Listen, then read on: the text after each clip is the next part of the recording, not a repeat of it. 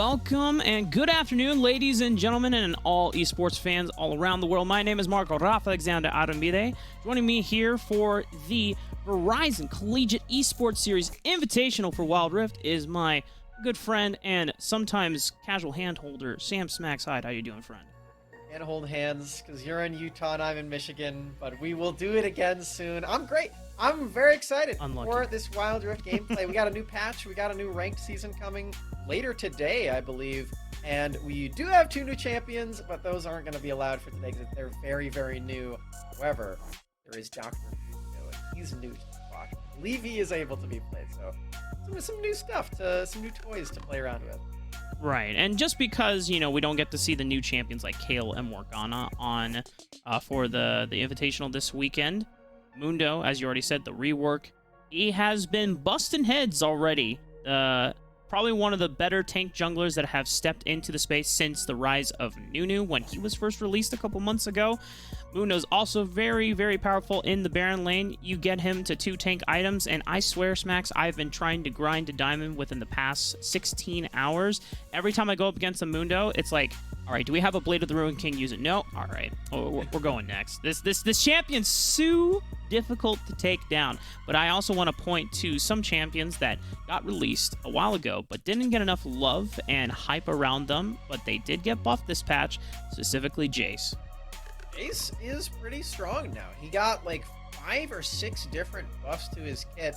I was already feeling like he was maybe playable, but just not with the build that people were really trying to popularize with the traditional League of Legends build, things like the Metamune and just like lethality items after that, or armor penetration, as it is in Wild Rift. I feel like the Blade of the Ruined King Bruiser build is pretty good on him. So you have a lot that you can do with the melee form, but we'll see if we even see Jace. He is buffed. I really like Jace, but he is very difficult to operate, and from what I know, Rafa, we are getting a lot of new players here as we are in the Collegiate realm. I believe this is the first Collegiate big tournament here for Wild Rift for the game. I don't think there has been any other... well, technically, Smacks, I think this was around in your area over in Michigan. Immortals held like a little Collegiate Wild Rift event. Now, was that like a... That wasn't a tournament, but it was really fun. So that was really cool. That was held at the University of Michigan. But yeah, the tournament space is completely wide open here for Wild Rift, and I'm really excited that we get to get our first taste, or our first toes in the water here. Yeah, well, our first series is going to be one from Group A. Miami University of Ohio Esports taking on University of California, Riverside. And for them, you know, we know that a lot of these teams we're not going to know personally. However, we're kind of lucky that we actually know one of these schools in Miami University of Ohio Esports. One of our colleagues, Matthew Cubby Samuelson, was also an excellent caster in the League of Legends space. He's not only the head coach, or he has been the head coach in the past for this squad, but also our friend Leche is going to be playing jungle on the squad today. Good old Milkman Lorne right there. Leche in the jungle. He was giving us the updates on his Wild Rift journey. He said he's been you know, grinding it out in the past couple of days just so he's spick and span for this tournament. He's been trying out things like the Lee Sin, getting tips from Rafa. And how do you think his progress has gone so far? Well, I haven't actually seen his games, but we're about to. Yeah, well, it's time to see whether the Chunin training arc has paid off for young Leche here. We got to see if the Shinobi can graduate into a full Monk Master. However, I have received some DMs about, what do you think about Jin Jungle? And I'm like, you know, Wild Rift is pretty wild, but it's not that wild, Leche. You can't go off the rails that quite, you know, hard. But you can get away with some, you know, we have to reiterate, you know, depending on what kind of fan base we have. If we have mostly a lot of Wild Rift enthusiasts and who have been following esports, then what we're about to say, you know, it's not news to you. But and for anyone coming from League of Legends, your jungle, viable. Relia jungle, viable. Riven jungle, one of the best. And we're not trolling. It's because there's a specific mechanic in jungle that allows melee champions to automatically gain a cleave passive whenever they auto attack. So those melee champions that normally would suffer in a League of Legends jungles environment, you can effectively get to level 5, which is when you receive your ultimate ability, not level 6. You can get to it pretty fast in one full clear rotation. So a lot of scaling junglers can and will thrive in a series where the enemy jungler or the enemy team doesn't do anything to punish that. Yeah, and you'd think of Wild Rift as like, wow, this game is a lot faster. Champions like the Lee Sin and the other early game champions must be really good.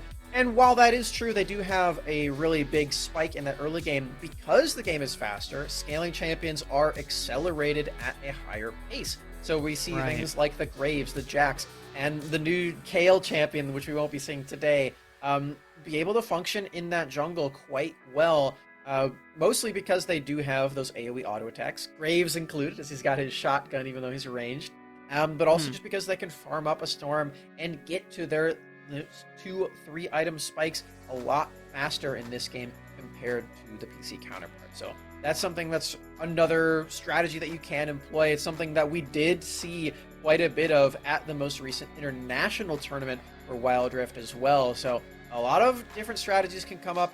I'm really enjoying the jungle meta, and while it was touched down a little bit on some of the most powerful champions, that Riven that you mentioned before, the Jax, are still running rampant. They're still unnerfed, so somehow they're still kicking. Yeah.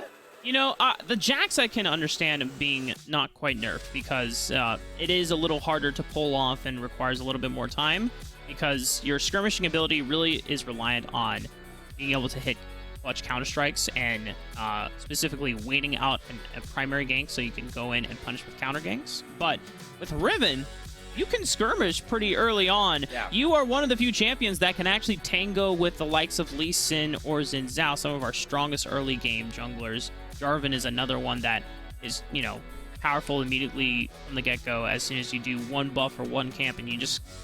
I have seen game smacks where the Jarvan will do the red buff, and then they never farm again. They gank Dragon lane, they gank mid lane, they gank Baron lane, they gank mid lane again, and because of the kill gold and the experience that they get, and the passive experience that it does exist in this game, which is one of the reasons why this game is also twice as fast as normal League of Legends, Jarvans can usually still hit level 5 just from spam ganking across the rift. That's why you don't necessarily have to farm as much. Now, that has been toned down from a couple of patches over the course of the series, but it still works effectively well. Yeah, and it works so well that I've been playing Jarvan support, which is very fun. I really enjoy it. Yes. It's effectively the same thing. You get level 2 in the Dragon lane, and you're like, all right, see ya. I am leaving, and I'm going to go gank everywhere else and try to kill their enemy jungler. So, you know, if you're an aspiring Jarvan player out there, give it a try. It's really fun. We are into the draft right away. Check this out, Mark. Woo-hoo. We've got a pretty cool composition right here on the side of Miami University, Ohio. Malphite, Vi, we got a lot of pick potential there. The Varus here, too. Oh, boy. No, Lorne! Don't do it! Don't do it! Don't do the Jin Jungle, man. He's hovering it just for you. Yeah, he knows that we're watching, so he's just a little call out. But I do like the rest of the composition, though. You have powerful team fight with this Malphite, with the Ziggs. Ziggs did get tuned down a slight amount. His early laning phase is a little bit more vulnerable, so you have to be careful on whether you are expending too much of your mana in the early laning phase. And it does open him up to more aggressive lanes, such as, you know, if you want to pick something like a Zed, a Lucian mid. Akshan is also pretty damn good. Ahri, still decent in the early laning phase, as we are going to head into game for Game 1 between Miami University, Ohio, and University of California, Riverside. And looking on the other side of the composition here, Smacks, they also have makings of some powerful teamfight engage as well. Wukong, Annie, and Darius to an extent as well. Yeah, and the Braum does too. Like, this entire team here for UC Riverside is pretty solid at moving forward, pretty solid at taking out some of the backline that we're going to be seeing here on the side of Miami, and on to the Rift. We're gonna get things started pretty fast. Again, if you're coming from League of Legends, expect the unexpected. Expect things to really start exploding right off the bat, as you don't necessarily need a jungle leash. And as you can see, the minions are already in the lanes, so we're gonna start getting into that real fast. Already taking a look at this dragon lane side of things. Kaisa Braum. Yeah, Kaisa Braum and Leona Varus. Varus has been one of our perennial dragon laners in the meta so far. Hasn't really been touched that much. The piercing arrow still does a lot of poke. You can still go for the poke build. Muramana and Yumu's Ghostblade, such an effective 2-item wake up. And then you just start doing a lot of consistent damage whenever you're sieging or getting ready for an objective. And it's still enough that his auto attacks will still be a considerable amount here. Both junglers starting on their bottom side of the map. See the Wukong over there going straight for wolves. This is a very interesting clear. Usually you want to start on the red side so that you can get, or the red quadrant I should say, so you can get all of that extra gold. Looks like we did get a solo kill up in the dragon lane, or the baron lane I should say, as DD Cross picks up a solo kill in top. Well done for Miami University, Ohio. If you're able to survive laning phase as a Malphite, it's a W. Oh, if you're able to win laning phase as a Malphite, it's unbeatable.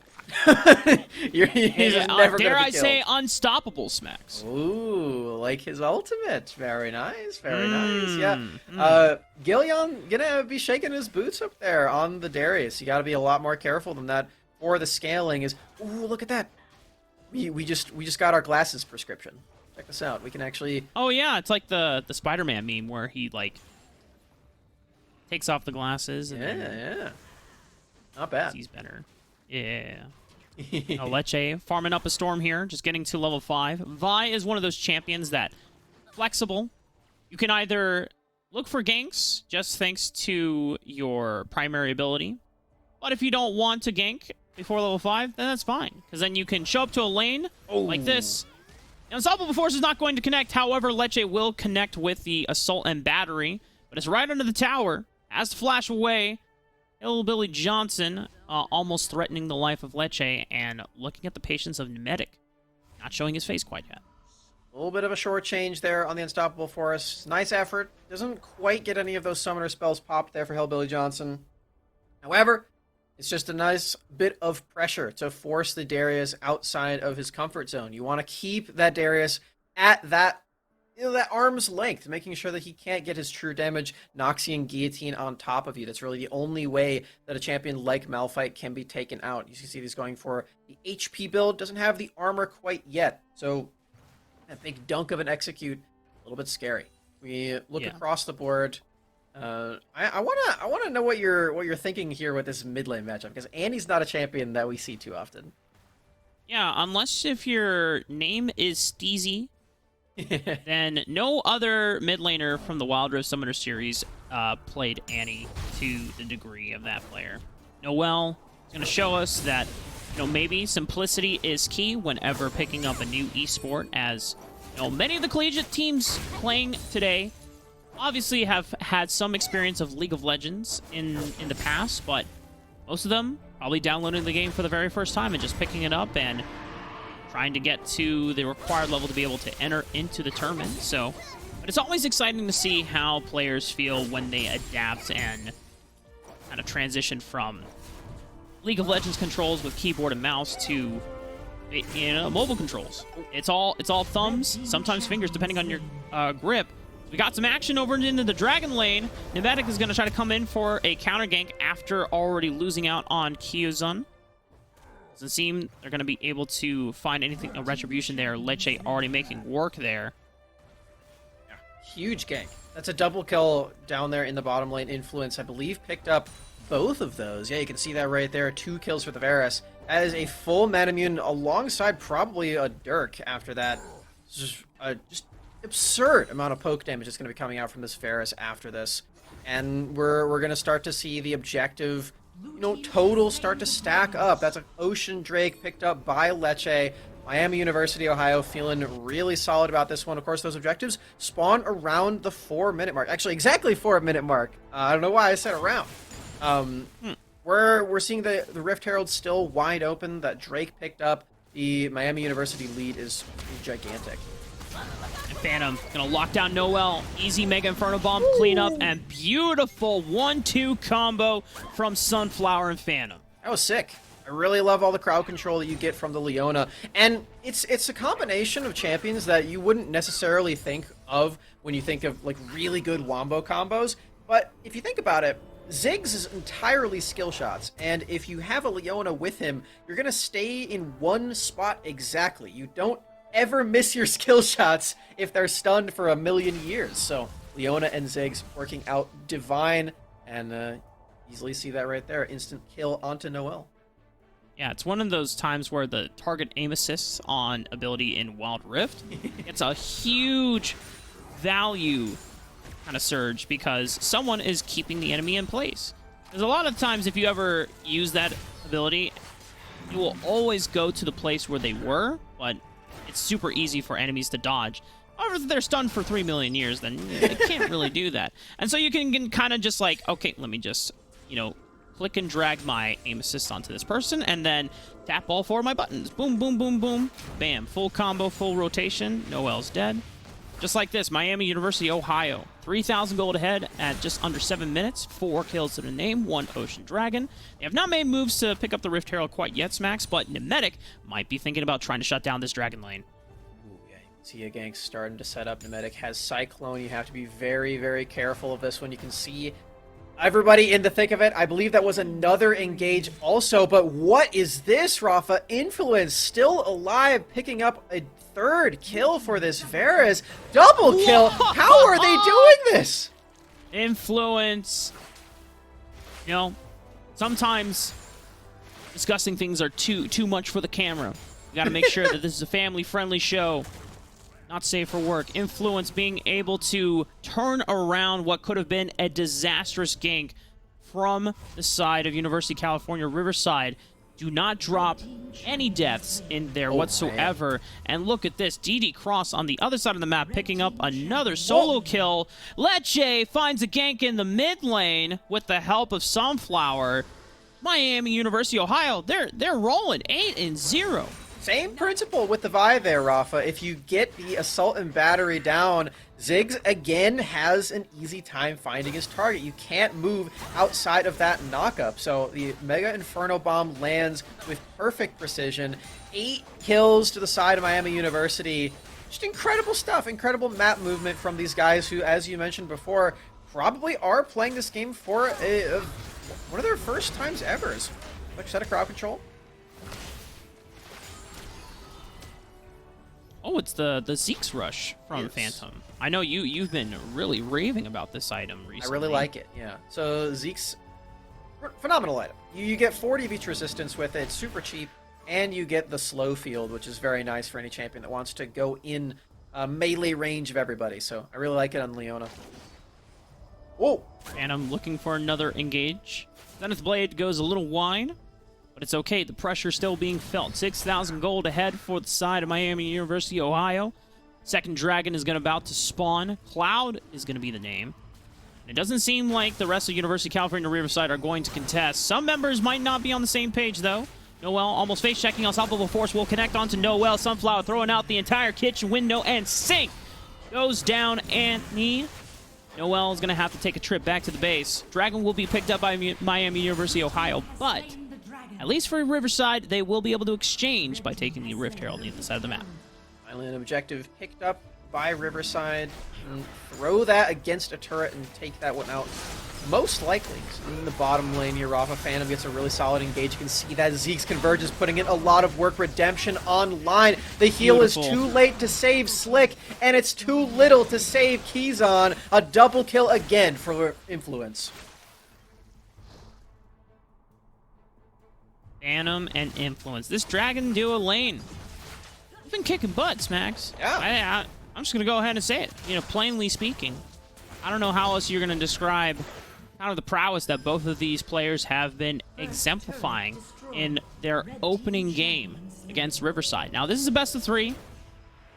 It could be a chance for Riverside to go to the next game as, oh no, Leche! The perfect game! It's no longer perfect. You gave a death over, brother. What happened? Oh, flashing in here for Pneumatic. Cyclone onto Phantom. That's probably going to be So enough much damage. damage. I spoke too soon. Not quite, as Phantom gets another pop of the Zeke Convergence. Influence flashing in. There's an unbreakable wall to break his fall, but it's not enough anymore either. Keyzon, can you survive with the redemption? No, Influence gets a triple kill. They haven't even recalled yet, Rafa. Influence and Phantom are not taking any prisoner smacks. It is a land of no mercy for this Dragon Duo lane. And just like that, we are now at an 11,000 gold lead for Miami University of Ohio at just under 11 minutes. This is usually the point of no return. This is usually where a lot of teams have everything that they need to start knocking down the dominoes and making their way to close out the game. However, Smacks, just because they have this insane gold lead, it does require them to identify which targets to knock down macro-wise. This is a nice pickup, though, for Riverside. Well, not bad. You can see ED Cross's Malphite outlined in chalk on the ground where the scene of the crime just was. And that's a pretty solid shutdown onto the big tank. In the Dragon lane, you can see another Engage trying to start up the Unbreakable. Doesn't do anything, Rafa. It's pretty hard to not be broken by a very fed Ziggs and Varus at this stage of the game, you know? Yeah. Oh boy. This is a lot of damage that you have to deal with on the tank front line. You do have the Zeeks. Again, I really like Zeeks, so shout out to Keyzon picking that item up. It's a fun time. Also got Deadman's plate too, so he's just zooming around the map. As soon as someone is in his sights, just walking up, he's gonna hit him in the face with a shield, stun him, lock him down with the power of the sun. I feel like there's a Dark Souls joke that could have been made there, but I've never played the game, so. You know, we should probably stay away from those references because I haven't played that game either. And now we're gonna look like softcore gamers. But these are casters casting mobile games, so they're probably not true gamers. Put Dark Souls on mobile, and then we'll play it. Oh man, no! Don't worry, guys. We have experienced the long hours of grinding some of the most grueling story mode and campaign games. Yeah, like for me, it's Kingdom Hearts. Oh no. Well, the medic might be in a pickle. Oh no, Noel getting caught up by the chain. CC stun. Everything being used by Miami University of Ohio. Solar Flare and good old Ball and Chain. Man, dude. Now, Miami University of Ohio, they are looking pretty dominant. I'm already looking at next game, thinking, okay, what do Riverside need to do? Because as far as I know, there's no bans that, or I think it's 3 bans for series. They're not blind pick as far as I'm not sure. But regardless, this is a Baron started up by Miami University. They've got 3 Drakes in their side, but that does not mean a Nemedic can't steal this one. Gonna have to find some way to get over this wall. He does not have Flash, so gonna try to sneak around. Playful Trickster. Oh, he's thinking about it, but they can't tell what HP the Baron is at, and the rest of Miami University is going to be able to burn it down. Nemedic gets caught up in the death zone. Pretty much what we're just going to call it now. Yep. Miami University of Ohio, anytime they throw an ultimate ability out, you already know that place is going to be popping, and some bodies will be dropping. Wild Rift is territory of Miami University. As they rampage their way through this Baron lane, they're going to push yet another turret. The inhibitor turret about to fall. Death timers are about 15 seconds. They could get confident and try to end the game right here. They've got the minions. Have Baron as well. So these 2 empowered cannon minions are going to do a lot of damage to the Nexus once it starts pelting away. DD Cross getting close to dying. Sub 200 HP, sub 300. But was he going to be able to make it out? He has teleport available. Get back in there, King.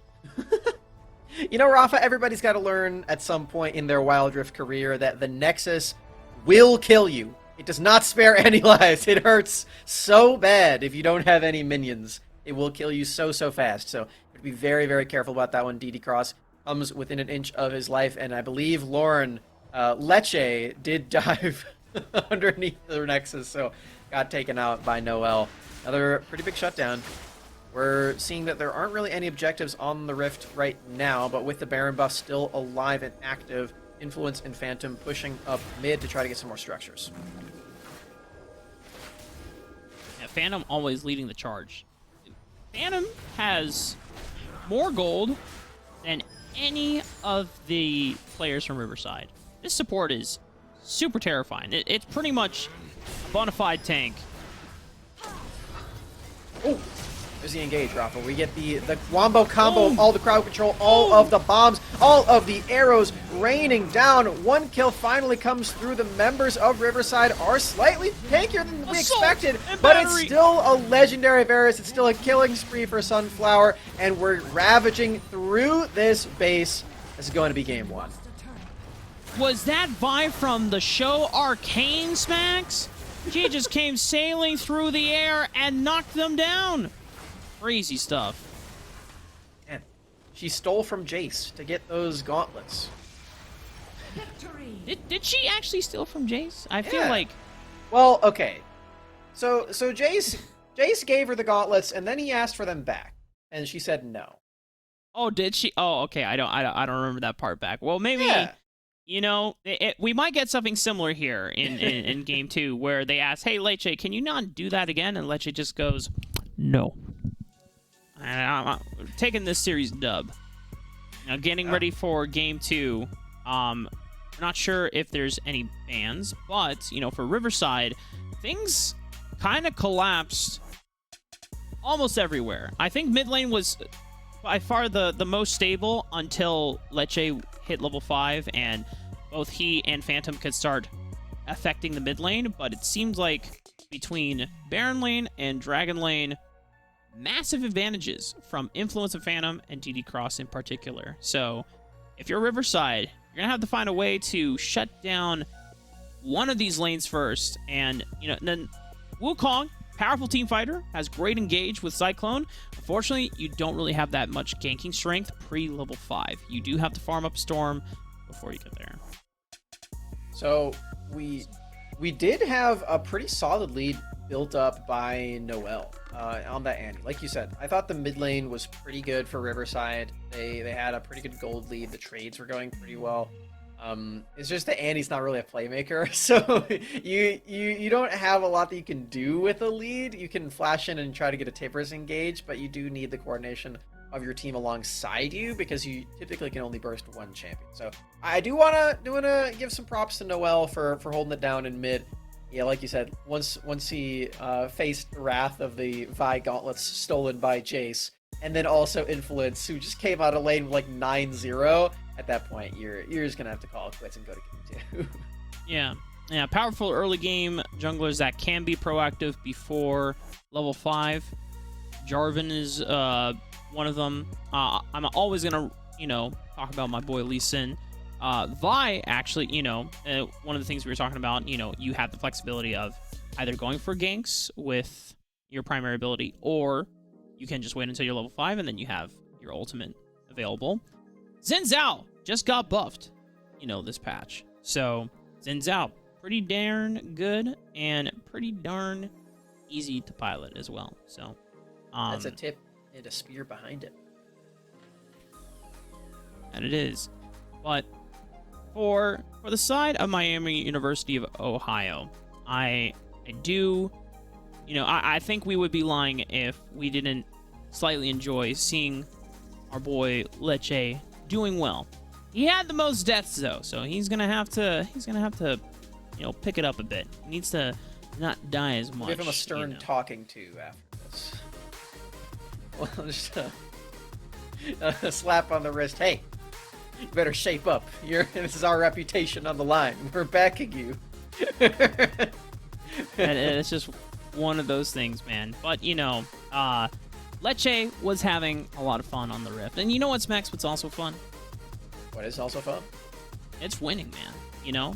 And one of you is about to win an epic real-life capsule drop from Verizon. So if you're in the chat right now, type !sweeps for your chance to take home $5,000 worth of gaming gear, including an $800 Verizon gift card, PC mouse, mouse keyboard, monitors, and more. And we also have another giveaway. If you type the keyword Verizon 5G in the chat, you could be entered to win $500 as well. Because Verizon is so awesome, Smacks. We're giving away so much stuff. Yeah. Like, even those who are in the audience and just watching and enjoying the games can walk away with something tonight. Yeah, look right up there. It's Annie. You can be just like Noelle, winning your lane and winning $500 from Verizon. Enter that. Just don't look past the 5-minute mark. You know? No, Noelle was winning and doing well in that lane up until that point. You can just... You know what he needed? He needed the $500 from the giveaway to earn more money in the game so that he could spend it on more items and then carry his team. That is what we needed to see there. So if you want to win your Wild Rift games, be sure to chat. We had a couple of those. Yeah. So I'm pretty excited for that. It's really cool that Verizon's giving out all this stuff, and we're going to keep talking about it for today and tomorrow. We're going to keep talking about the Wild Rift gameplay. Yeah, there's plenty of things that not only the audience can win, the players can win as well, as we'll be talking more about the prize pool throughout the day. But we're also winning because we get to watch some fun gameplay. It's always, and we mentioned this before, seeing new players pick up the game, but if they're familiar with League of Legends, I think one of my favorite reactions from players is when they discover things that are exclusively Wild Rift and they're not League of Legends. Yep. Like, for example, Lee Sin, Safeguard, you don't have to dash to an ally or a ward. It's just a free-form ability. Yeah. So it makes him an extremely mobile and tricky champion to get or to catch on to because he is not limited by having to dash to a unit. It's just... Fun times. And we also have Ashe, which is pretty fun. You get the homing missile on the ultimate, which is very sweet. And Hawkshot reveals wards. So some really cool extra tricks that Ashe has at her disposal. We're seeing the sides have swapped. We got Riverside on blue, and we're seeing a couple of these champions selected. Lots of magic damage, I will say, so far. Hillbilly Johnson seems to be taking the Lux. I'm not sure if that means that we're getting a role swap. It would seem logical to me based on the champions that are being picked. But regardless, we've got a couple of them selected already. Just switching things up a bit. Yeah. Noelle could be taking this Kennen into the mid lane, though, still. And Hillbilly Johnson. Last time we saw them playing up in the Baron lane. Now going to be taking the support role alongside Slick. Oh, no. Ashe? Oh, no, Oh. Rafa. Lecce did it. Lecce is actually... No! Oh, my God. It's Jingle. You know what? It's very festive for the holidays, Rafa. We got jingle bells. Jingle bells. Jingle until you died a red bug.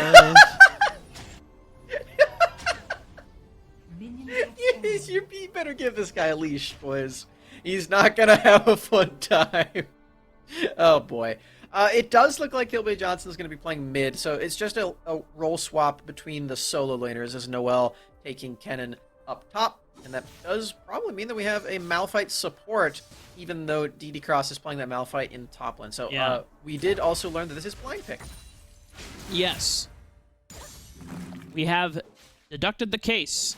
Look at that. DD Cross being a bro, helping Lecce out with this Jin jungle. He's already smited once, by the way. Yeah, he's going to have to smite again. Level 2! At some point. It's happening! Oh, Raptors Raptors are an adventure for sure. Yeah. You know, I think it's actually better if you use your traps versus the bouncing grenade. I think the traps will do more damage to AoE camps. So we'll see if Leche figures that out. You know what? If our observers can hear us, I would like to just follow the Jin for a while. I want to see how he gets through this clear. He cleared the Raptors. Okay. Okay. I think his it's next step working. I don't want to jinx it. Yeah. You know, and now he's level 3.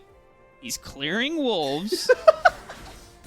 I can't believe this is actually happening. I'm not busy after this. Do you wanna try this out? I think you could use some tips from Leche. Clearly. On the jungle. I played Ezreal jungle, but at least that was competitively viable at some point during history of League of Legends. I don't think Jhin jungle was ever competitively viable. Well, you're going to have to change that attitude here if Miami University win with it, because at that point, this is a competition, and they will have won. Now, we're getting ahead of ourselves. We're still at an even game right now. Riverside have a much more soundly constructed composition. However, they are still going to have to deal with the power of Influence and Phantom, who had a really solid game. So far, it's been a quiet laning phase. The Nami Lucian. It's not the same as the Lucian Nami interactions you get in League of Legends, but Nami, as Smax has touted, one of the best supports. Oh, please. Look at Leche! He's auto-attacking them. And DD Cross finds first blood up in the Baron lane. Ignite and ulti have been expended. Invitational is here to pick up the wave, but it looks like Noel tried to flash away, but could not escape the power of the rock-solid man himself. And DD Cross picking up a second solo kill in 2 games. Or first blood solo kill, I should say. I think he had even more than that in game 1. And looking to get more than that here in this one. Very, very far ahead now on this champion. Oh, this is what a Jhin gank looks like. I see. Oh my god! You know what? Hold on. Okay, Deadly Flourish. All right. So, he hit 3 out of the 4 of his curtain call. Not bad. And, had the flash not existed from Hillbilly Johnson, Sunflower definitely had the means to follow up on the gank. So, you know what? This is... Say it. Why is this happening? You know you want to acknowledge that this is working, Rafa. You know.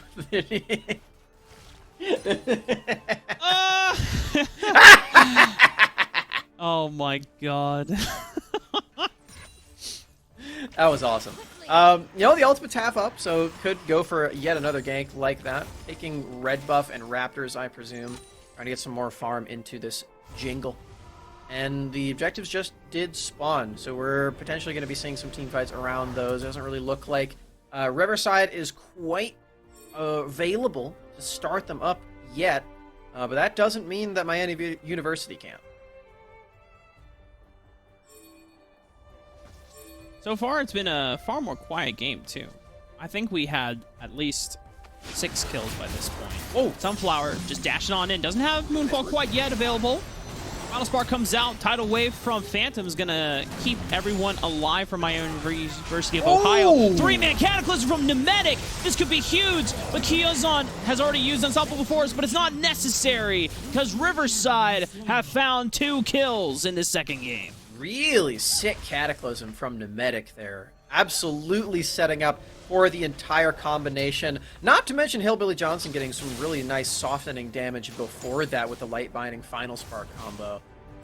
Really cool stuff. And Riverside, all of a sudden, are completely in this game. They have shown us what a team fight looks like for them. They have Cataclysm, they have Unstoppable Force, they even have the Cannon ultimate that can get in on there as well with the Slicing Maelstrom. So a team fight is what Riverside want. They've already shown us one. Wombo potential from Riverside is so dangerous to the members of Miami University of Ohio because they have a couple ways to disengage fights. You have this tidal wave from Phantom, and then you can counter engage with Unstoppable Force / Moonfall. What you are dealing with these two backliners that must be protected at all costs, because they can do a lot of damage, but they need to be bot space. Oh. You know? Okay, you know what? Respect! Respect! Noel giving the homie stock, aka he sees the flash from DD Cross and says, you know what? Let me answer back, bro. Hideaway in the double bubble, but Pneumatic is already here as well with the Cataclysm, locking up Influence. Current call from Leche, looking for one more. Gonna hit Keyzon. Pneumatic will be saved, but just as I say that, Influence gets one more dash into a couple of auto attacks into the back. Keyzon on the run, just like that Miami University of Ohio answer back. Okay, the jingle finds a solid gank again, Rafa. We're still seeing more and more of it. Not quite the Cataclysm that we saw in the last team fight, but it certainly is working out. We're setting up for this Drake. I believe they're hitting it. Let's just be a Scuttle Crab, but regardless, they're spotted out on this Hawk shot, so Riverside do know. I believe Leche is about to pick up his first item, the Infinity Edge. There it is. He's got boots. Final spark on the Sunflower. He answers back into the Moonfall. Hillbilly Johnson able to flash back with Barrier as well. Going to keep himself alive. Both of these mid laners looking a little juicy to both of their junglers now. Very, very low in the mid lane, especially Hillbilly Johnson, only about 200 HP there. See if any punishment can arrive. No, it does look like Miami University Ohio are looking more at this dragon. The Infernal started up at this time, and they do have that double Infinity Edge, so it should be able to be taken out rather quickly, especially considering that Pneumatic is nowhere to be found, trying to find a dive, but a well-timed recall keeps DD Cross alive. First dragon of the game will be secured by the Jingle, as they are now rotating on over to the Rift Herald. Pneumatic was thinking about starting up this objective. However, that's a lot of people that you don't want to be messing with all by yourself. You gotta be holding hands with the rest of your teammates, but Slick and Keyzon are focusing down on this turret. And if they're left alone for quite a bit of time, they'll be able to secure first brick. Oh! Fourth shot secures Rift Herald there, Rafa. Are you convinced now? Leche has a second smite with fourth shot. It's broken. He does have some powerful objective control. It's ranged Nunu. Oh god, don't. No, man. I just play Nunu. I can respect the style points that Leche is going for. It's just playing with the Jhin. I'm just saying, you know, if Riverside, you know, win this, you know, Leche saying, all right, you know what, we played for content, you know, we're going back to serious. He does like playing for content. Dude, Leche is a content king. He doesn't post that much on Twitter, but whenever he does, they're always. You know it's a banger. Oh yeah, yep. You know exactly. I got post notifications on him. Wow. He's got good tweets. What can I say? I don't think I have post notifications for anyone. You're missing out. I'll have to look into that. As we're getting ready for the 10-minute mark here, no objectives to be had, but you know that Riverside want to find and engage with their powerful wombo combo. Noel is not here, so he cannot really assist with his slicing maelstrom, but you have Unstoppable Force, you have Cataclysm, Final Spark. Enchanted Crystal Arrow can always start things off as well. You find one stun target, and then depending on how Miami University Ohio react, if they all clump up, then you're just baiting them right on into what you want as Riverside. Not a whole lot to bait them in on when there's no objectives to be had, so we gotta wait for those timers to relive themselves. Get over to this Mountain Drake, most likely. In the meantime, see Influence and Phantom trying to beat down this turret, still looking to get their first turret of the game. It actually was first turret for Riverside, so they get that nice bump of gold. See, it's significantly more even than the last game. I feel like at this point, the last game was like 11,000 gold or something like that. So, much quieter game for Riverside, and thus a much more even game for them, as they just playing more patient, waiting to make their own plays. I say that, and the cannon is dead.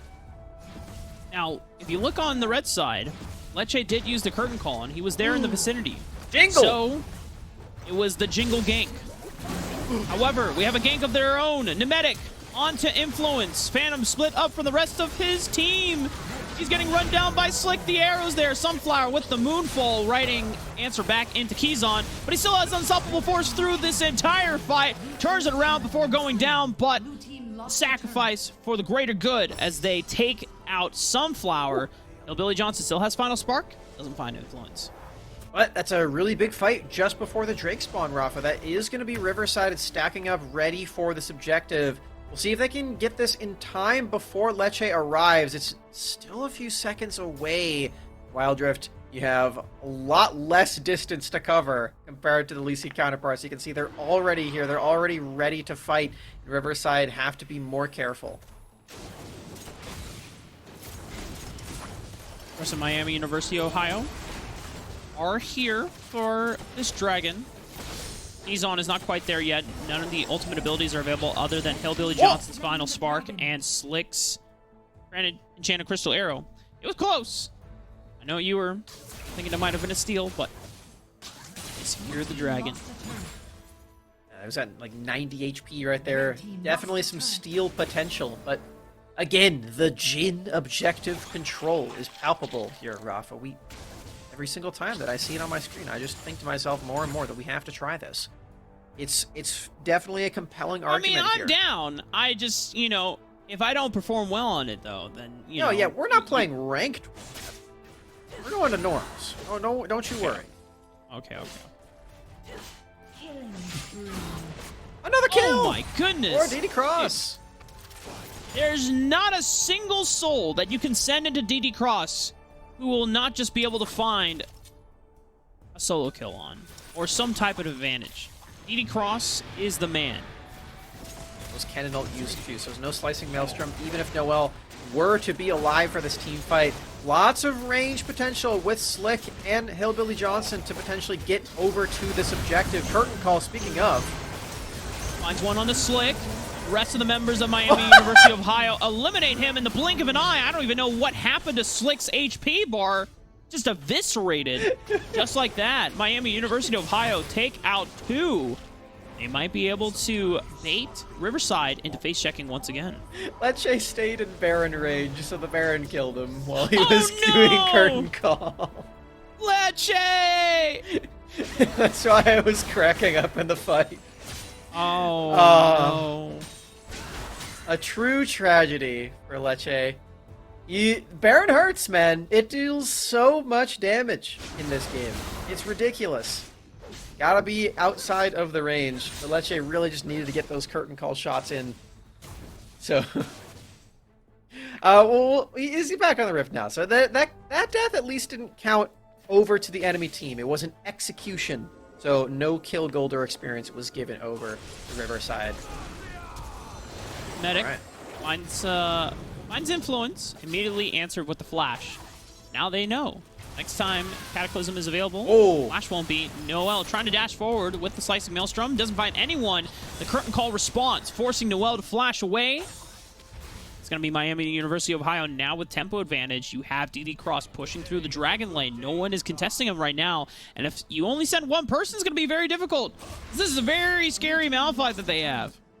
Full turret down. That's all of the outers completed for Miami University. We'll see if they can get anything else off of the Rift with this. It typically does open up a lot of the jungle camps. As you can see, that's exactly where Sunflower is making some headway. Over to the blue buff. Medic in range. Spots this out. Smite it away. You got this. Yeah! He did it. Now Sunflower might be a little pissed about that. Not going to use the Moonfall. Pneumatic will live to see another day. Blue buff secured. Oh, man. Rafa, you see what I see? It's Tank Diana. Oh, my god. What? Let's go. I'm down for this, man. I'm down for some Tank Diana gameplay. Well, Jingle has already found 1 kill. Sunflower, the Tank Diana, takes out Slick. Is when you're this far ahead, Tank stats don't matter. The base stats are enough to carry through, but Noel, a beautiful slicing maelstrom, answers back, gets a double. Viking looking for the triple. Oh my god. Okay, Riverside not going to go down without fight. Noel is online, and Rafa, the Elder Dragon is spawning. It's alive. The jungler is still here. This could be the turnaround for Riverside. They've got all of these members. Can they actually kill this one in time? I feel like they can. This doesn't actually deal that much damage to them. Phantom has to be the hero here. Does not have Tidal Wave available, but if they can just pull them off somehow or distract them. Dragon is starting to hurt Nemedic quite a bit. 6k HP. Noel has to get back on the Dragon. It's a lot of the reliable damage. Oh, man. Light Binding lands on a Phantom. They're turning away, but Nemedic is starting to fall. Nemedic! Okay, Phantom is giving his life. Sunflower, get in there. Get in there. No. Nemedic might... No. They've got the Dragon. Okay. Ah! Oh, my. Sunflower! They're stragglers!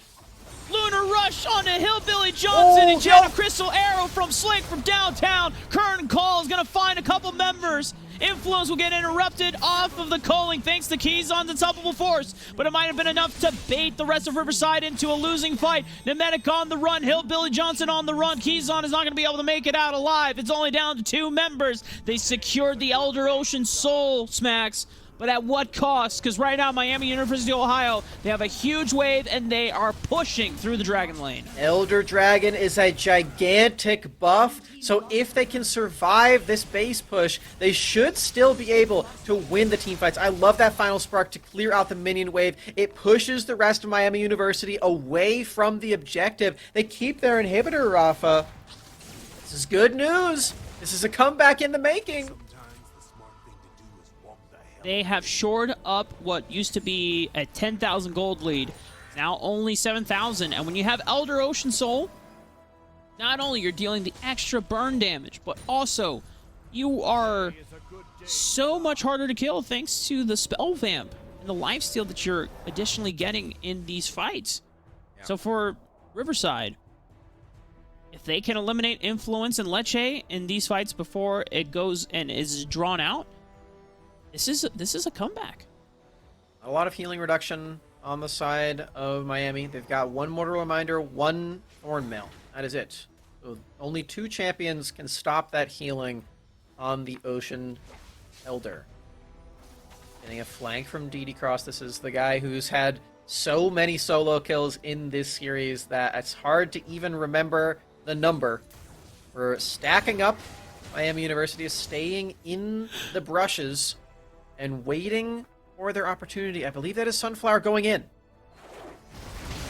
Looking for it. Moonfall already casted on to multiple members. Goes down, though. Curtain Call trying to follow up on the damage, but if it's only on the Keyzon, super tanky. Noel answers back with the Slicing Maelstrom, pairs it up with the Meta Cataclysm. Influence is gone. Leche is the only backliner left alive. Phantom has to flash away. DD Cross already used the Unstoppable Force, but now has to be on the run. Final Spark only hits 1.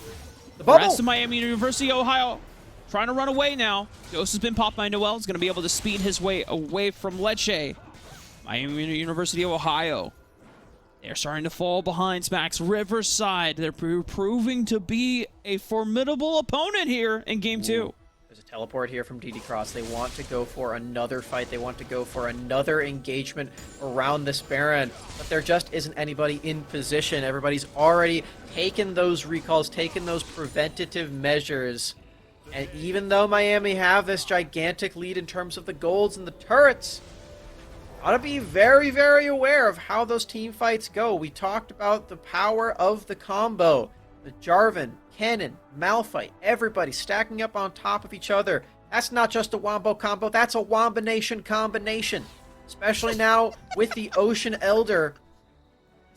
I see the angle. That was beautiful. I like that. A Wombination combination. Will all the people in my nation stand up? The I was trying to go Wombination? somewhere with that. Yeah. People The nation of my Womb. Wombination.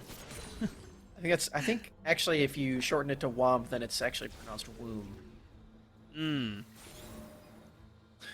That's already a word. Now we're back to square one. We've completely spiraled. Yeah, 60,000 for Riverside. A 7,000 gold deficit, though, at this point in the game. Does not mean that much as long as Noel finds these backliners, the main damage dealers for Miami University of Ohio. Noel was not having the greatest time in the laning phase, but he has come to be the clutch hero in multiple fights here, Smacks. Slicing Maelstroms have been immaculate. One more onto the back line, and it is a game 3 coming in. And ultimate popped. Not finding any marks, though. Still using it to get some pressure on the minions. Maybe crack open an inhibitor, but all eyes are actually on Noel. Here's the engage. Just moving forward, the flash away, Slicing Maelstrom onto the back line. Influence and Leche are caught up in the Cataclysm, but Influence has already made himself onto the left side of the flank. And look, he's getting a free calling into the back line. Slick and Pneumatic have to deal with this Lucian. He has the GA popped. Slick, can he get right on top of him once again? Hillbilly Johnson looking for the light binding, misses it. Influencing, being able to dash away. Final spark hits no one. Influence, can he survive though? But Slick and Hillbilly Johnson, it might be just too strong. Look at that. The back line for Riverside will survive. It's only Influence on 1-on-2. The base is starting to fall. Wait, someone has to go back. That's an inhibitor turret down. The super minions are going to start pouring in. The Nexus is taking severe damage. It went below HP in the base, Rafa. The minions are going to keep coming. You have to stay, Hillbilly Johnson. Okay, he's going to be able to kill those ones. Going to take that wave. But while the fight ended up going over to Riverside, they have all this power from the Elder. The minions don't care about that one. They do not care at all that you have Elder. There will be here regardless. Whew. Getting tense, Max. We are, for any League of Legends fans watching, 22 minutes might seem like, oh yeah, that's a standardly fast game. In Wild Rift, this is Turbo the late game. This is the equivalent of the 15-minute zone, where we're like, oh my goodness, there are no more objectives to take, because once Elder Soul has been claimed, no other dragon comes up. That is just an empty pit. Yep. The only objectives that you can fight for are Baron, and then of course just pushing down the final inhibitor turrets into the Nexus. Not a whole lot left to say. Elder is supposed to be the end-all, be-all. But when you take it in a comeback, it sometimes is only good enough to keep you in the game. Might not be good enough to let you win from this large of a deficit. But as you said before, gold deficits don't mean as much when you're in the turbo late game, as we are. Going down to the wire. We're going to need to keep an eye on those super minions pouring into the base from the Dragon lane here for Miami University. They can and will end the game by themselves if you allow them to. Super minions are ruthless in Wild Rift, so you need to have somebody stationed there nearly permanently. And you can see that Miami University of Ohio, they've identified that they're no longer winning the team fights as well as they should be. So they have DD Cross trying to take Noel's attention through the Dragon side of the map. Nice bubble. Turn call. Pneumatic right onto Influence. Super critically low. The flash forward for Pneumatic. The smite. Phantom is not going to be able to save him. Influence will go down. Pneumatic. That might be potentially game-winning here. No backline for Miami University of Ohio outside of Leche. Means that they are at very low power.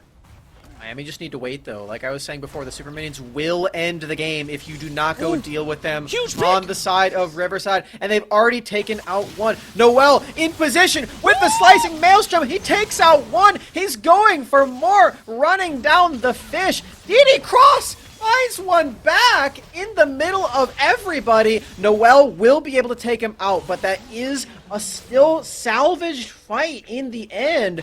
And look at this. Hillbilly Johnson did, in fact, recall. Relax, King. Noel, I know that was a huge slicing Maelstrom. You can't do Baron, though. You don't have your jungler. You don't have your dedicated damage per second person in Ashe. There's just no way that no one at the moment can take the Baron with few members. Oh man, we're going into 26 minutes max. I think the longest I've ever seen a game of Wild Rift was 28-37. Do you remember the Brazilian finals? Because those ones went past 30. Oh no. Actually, you're right. Okay, those were actually ridiculous. That was not Wild Rift anymore. That was some other game that I've never played. Oh man, I sure would like to. Agradece and TSM FTX Brazil definitely putting the name banger to a whole other level. I mean, when you can get League of Legends late game equivalent length games in Wild Rift, you know you're something crazy's going on at that point. Yeah. Oh, they're trying to rush the Baron down. All 5 members are already here. Baron. Well. 4k HP, but they're split up. Noel has caught Sunflower. Leche in the back of the Baron pit trying to smite it down. Does anyone notice Dematic is focusing down on the minions? Baron has been secured by Miami University of Ohio, but Leche is stuck in the back of the pit. Does no flash available. Cataclysm will lock him down. The flash from the Influence. It's just a dash. He has GA, Slick, super low on HP. Influence, just a couple of attacks will take out one. Influence wins the 2v1. That's the ace. Riverside, we're so close, but Miami University of Ohio through thick and thin, through the clutches of team fights, through the difficult of the trenches, through the Baron pit, they will take the series in their own hands and move on.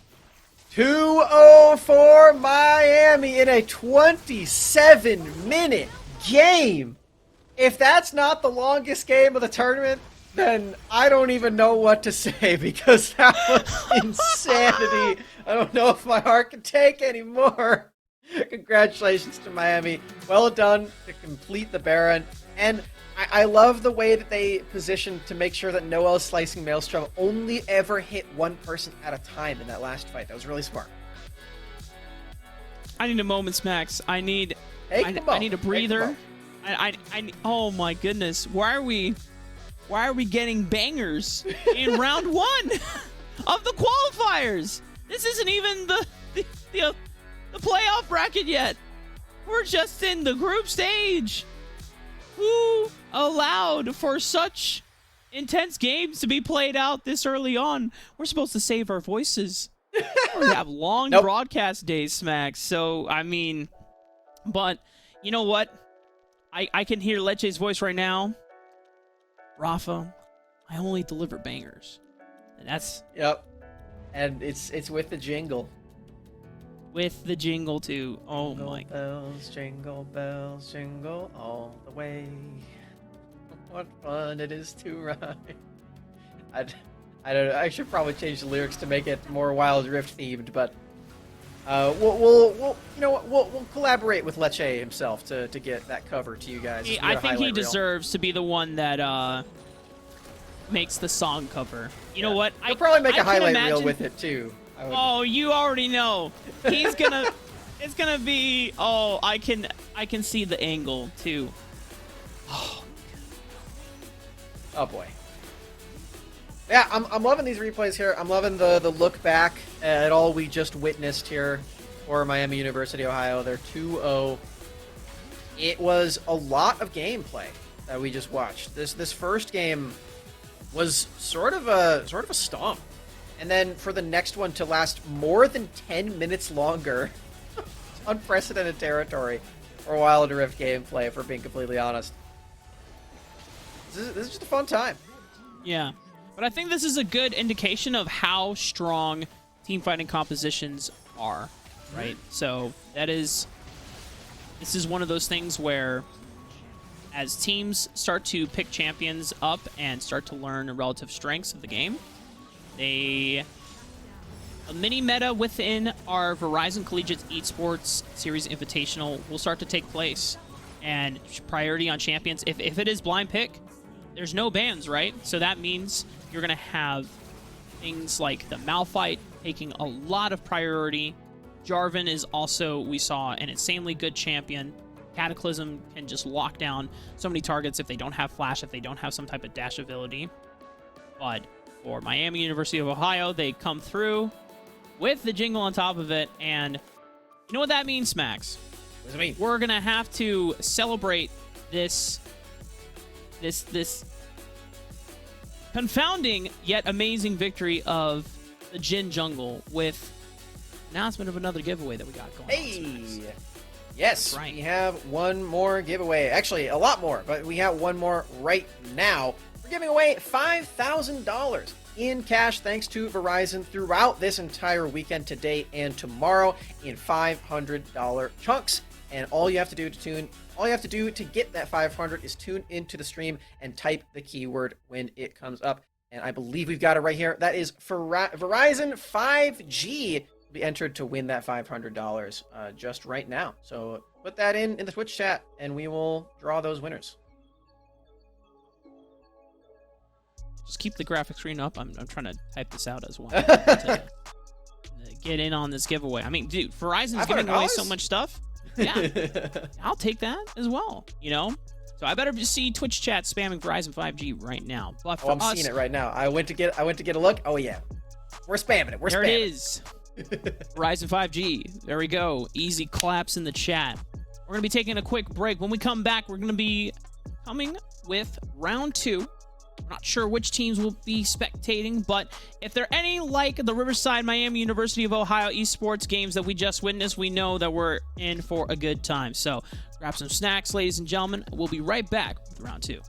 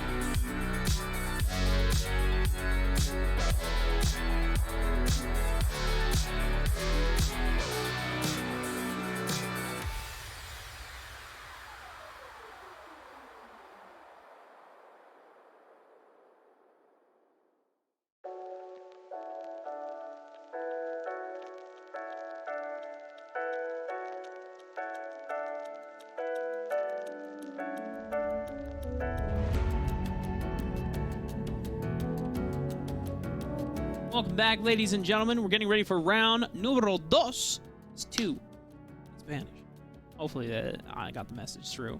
And this time around, we're taking a trip over to Group B, if I'm not mistaken here, where we're going to be seeing Northwood University taking on Ashland University. Now, Smacks, I already thought that we were pretty damn lucky that we got to cast someone that we knew in our first game. We're going to cast another one. Yes. Kelex is the jungler for Northwood University. He's also someone that we're well acquainted with. So this is kind of a nice little gift for us as the casters. Yeah, our good friend Kyle over there on Northwood University. We got some insider information from him too, from the last match that they played. It seemed like he was playing some Lee Sin jungle. So again, one of our friends playing the jungle role that you so enjoy. Perhaps more Jhin jungle on the way if he's in cahoots with Leche. We'll have to find out, as that one was certainly a treat. But yeah, Kelex on the roster here for Northwood. Pretty exciting stuff. A fellow Michigander like myself. So I'm looking forward to that. You like Michiganders?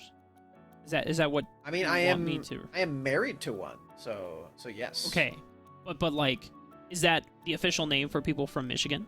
Yes, yeah, it is. Michiganders, because a gander is a goose, like a male goose is called a gander. I don't know if you need Gotcha. That, but well, we got our rosters here, Smacks. Dr. Duke in the Baron lane for Ashland University. Big Riv in the jungle. Pwned. Dude, I haven't heard of that term in so long. Pwned by Fate. Jit Mango, Zeus Meister. And then over on a blue team for Northwood University, Hero for Kelex, Tibish, Breaks, and Ghost Electricity. Oh, it's actually Bakes. Just Bakes. it is. Well, it could be sheep as well, like bakes or something. Bakes. Bakes. Yeah, we got our rosters here. We got our jokes out of the way, but we also have one other thing for you students out there. Did you know that Verizon offers student discounts? You can lag less, pay less, and play more with exclusive student discounts on unlimited plans. So save your farm for what you really want and head over to verizon.com/students. Pretty good deals over there. You want to check that out? Max? Verizon.com/students. That is where you can check out some student deals that Verizon offers for all you student gamers out there. Gotcha. Speaking of, well, hey, look, Wild Rift. Wild Rift, ladies and gentlemen, and check this out. You said there was supposed to be a handshake of. Oh no. So that was in the last series. That Keyless was telling us about. He played some wacky jungle picks before. This time it looks like we're getting 2 Lee Sins. They are actually playing for real. I'm gonna try to actually give us a show to watch. Now, to give you an update on kind of the standings, Northwood did lose the prior series.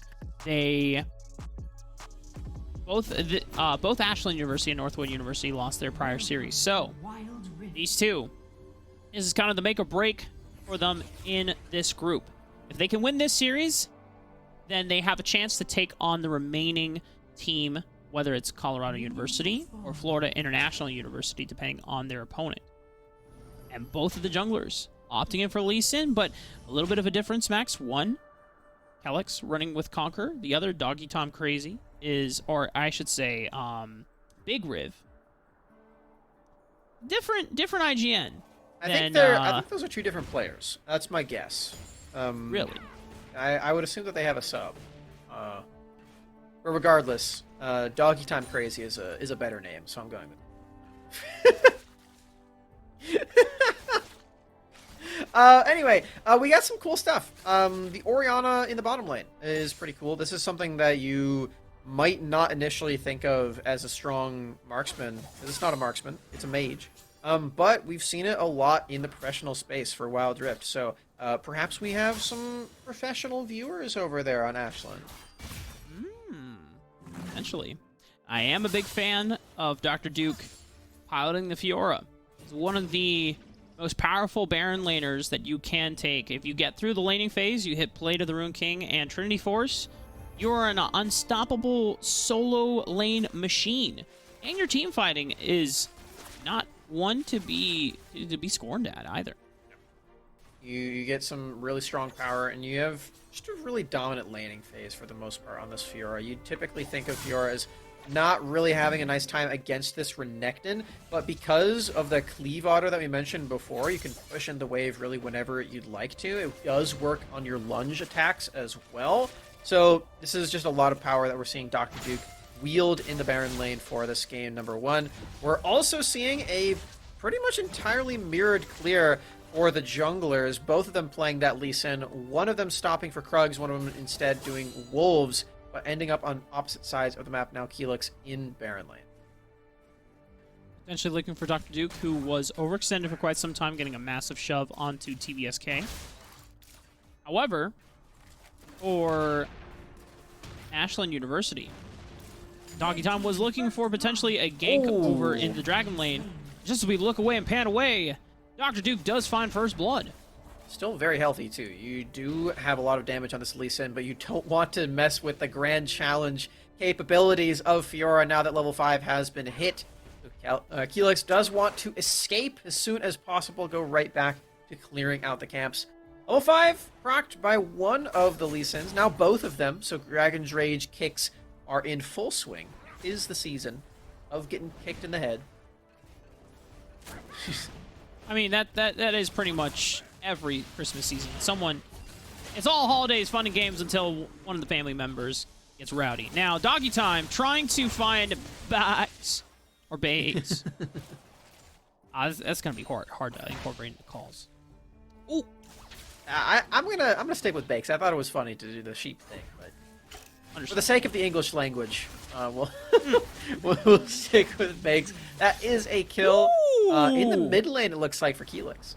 He dove past 2 towers. He went hard in the paint. That he did. You gotta be really careful of these Lee Sins. You have just so much damage. Speaking of damage, lots of that being traded back and forth up in the Baron lane. Neither ultimate popped quite yet, so not trying to fully commit to a 1v1 fight. Just, feeling out to see which one of them deals some more damage, has stronger trades, and then go back to pick up that honey fruit. You can see Dr. Duke eating up in his own lane. You might be wondering, if you're a League of Legends player, why he just got gold. Because you get a rune that gives you gold for picking up honey fruit. Right. Sweet Tooth is the name. What's not so sweet, though, for Ashland University's Pwned by Fate, getting pwned by... We're going to call him Hero. Heroes? Yeah. I like Hero. Hero 4. I'm going to assume it's like French. Yeah, I think if it was French, you would need another E. Like, E-O-U-X, I think makes the O sound. Hero. I don't know what you were trying there, but... There's electricity. You better run. Sonic Wave onto the Ziggs. Satchel Charge, but a safeguard following up. As Dragon's Rage available, but Bakes and Hero are literally being heroes, coming in the nick of time for Doggy Time. This is no longer his time. It is time to go to the death zone. That is the Nexus. Keelix actually taking the Drake all the while as Shockwave into the Glacial Fissure, trying to even the odds. Gotta flash out if you're Zeusmeister. I don't think Pwned by Fate can get out, though. It's another kill for Northwood University. Almost a second as Zeusmeister did force the flash. Northwood University picking up a bunch of kills. Sending their gold lead to 3,000. Beautiful hook from Hero. That's another kill over to Bakes. Funneling a Jinx this early is going to spell disaster for Ashland University. Without a lot of reliable crowd control, it's going to be hard to shut down this Jinx during team fights. You have damage. Jim Mango on this Katarina, if left untouched, can just Beyblade her way to victory. However, if you don't, the Jinx is going to be the one that resets. It doesn't look untouched to me. As that is a solo kill for Ghost Electricity in mid. assisted by the previous kill goal that he was able to pick up in the previous fights and that gank that we saw from Keelix. Gigantic lead in the mid lane here for a Ziggs. That is so much power. They are getting into a late game champion and shutting down the Katarina really early. Yeah, everyone is insanely ahead of their counterparts. The only one that is not having a great time is TBSK, but you know what? As Renekton, you can always flash Predator Stun someone, and the rest of your team will follow up. As Doggy Time Crazy trying to find a kill onto TBSK, but Kellex, as well as Hero, are there to save the day for TBSK. Dr. Duke is still going to try to overextend this laning phase. However, there's quite there's a lot of people here. Ooh, beautiful riposte. Yeah, very nicely timed. I like what Hero is trying there with the static field first, because he does get the silence. And oh, look! There's no riposte anymore, so Keelix gets to dive under the turret. Dr. Duke dies anyway. Really nice stuff. Just complete map control of Northwood. Lee Sin fight! Oh, but he got the smite down. Kyle's out of there. It's a Lee Sin Safeguard's out, and now he's got the advantage. Look at the damage he's already doing. Conqueror's being fully proc. Doggy Time has to run away. Flash away. Going under the tower. He goes back in. Jit Mango with the Beyblade spin to win, but Kellex, he smites. No way. Kyle! Relax. Relax, brother. You don't got to do him like that. That's the real Kyle Tyson right there. That's insane. Winning the 1v1 and then surviving long enough for Jit Mango to have to get out as well. I think we know who the better Lee Sin is right now, Rafa. It is a gigantic lead for the man on Northwood University and spreading it all throughout the entire team. That is a 7,000 gold lead in just as many minutes. Looking to get more. Ignite. Ignite taken down on a pound by Fate. Hero picks up the kill. And just like that, Northwood University are 10 kills ahead of their counterparts in Ashland. 7,000, 8,000 gold lead to the names as well. Only one turret has been picked up so far, so this is where Northwood needs to start using their gold lead efficiently to propel and accelerate the game state. You have to knock down these turrets because right now, there's plenty of lanes to farm safely in for Ashland to catch back up, but as soon as these objectives start coming up, the Rift Herald gets prioritized for Northwood, and you can really start knocking heads down and towers down. Starting to look at those turrets, and eventually another Drake. Keelix in position for that. It's an Infernal. You get a lot of extra damage. You can pick that one up, and moving around this rift, you don't necessarily need to keep your Renekton near you to start this one up, and it doesn't actually look like he's spotted at all. Keelix so far just content with soloing this buff while his laners stay in their posts.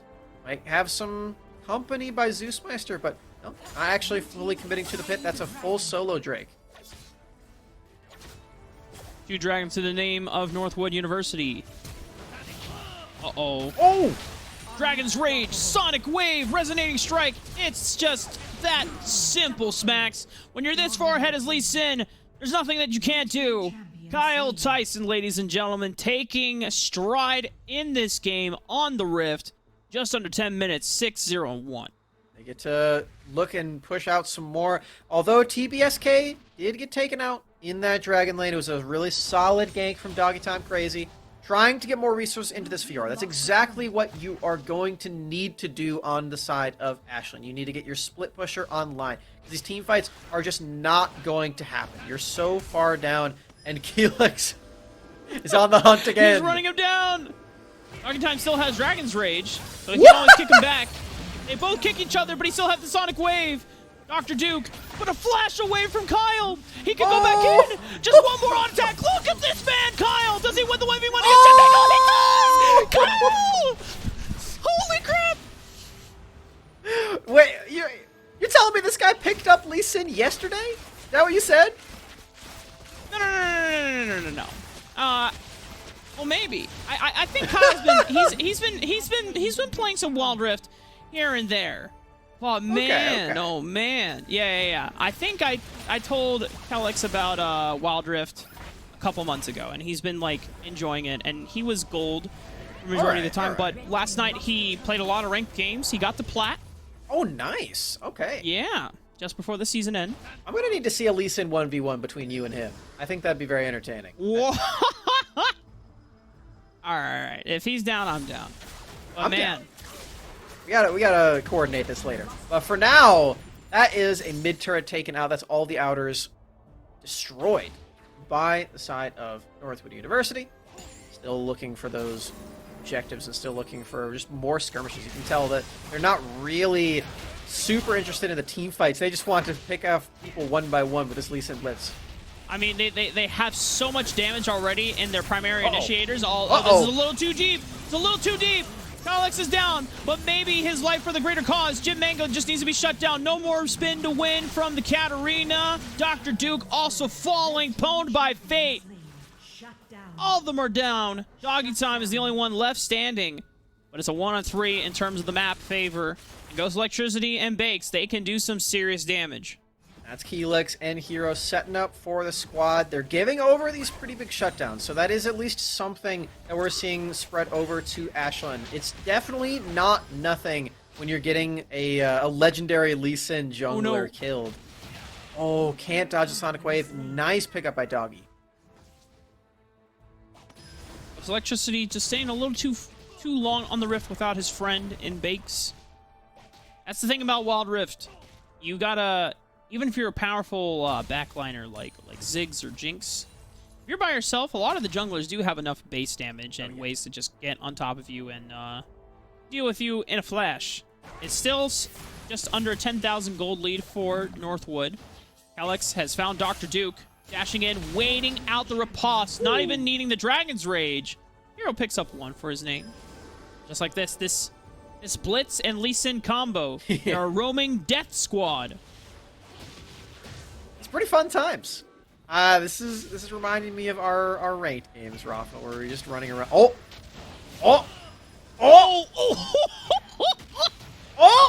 He's still doing it again, dude! Someone stop this man!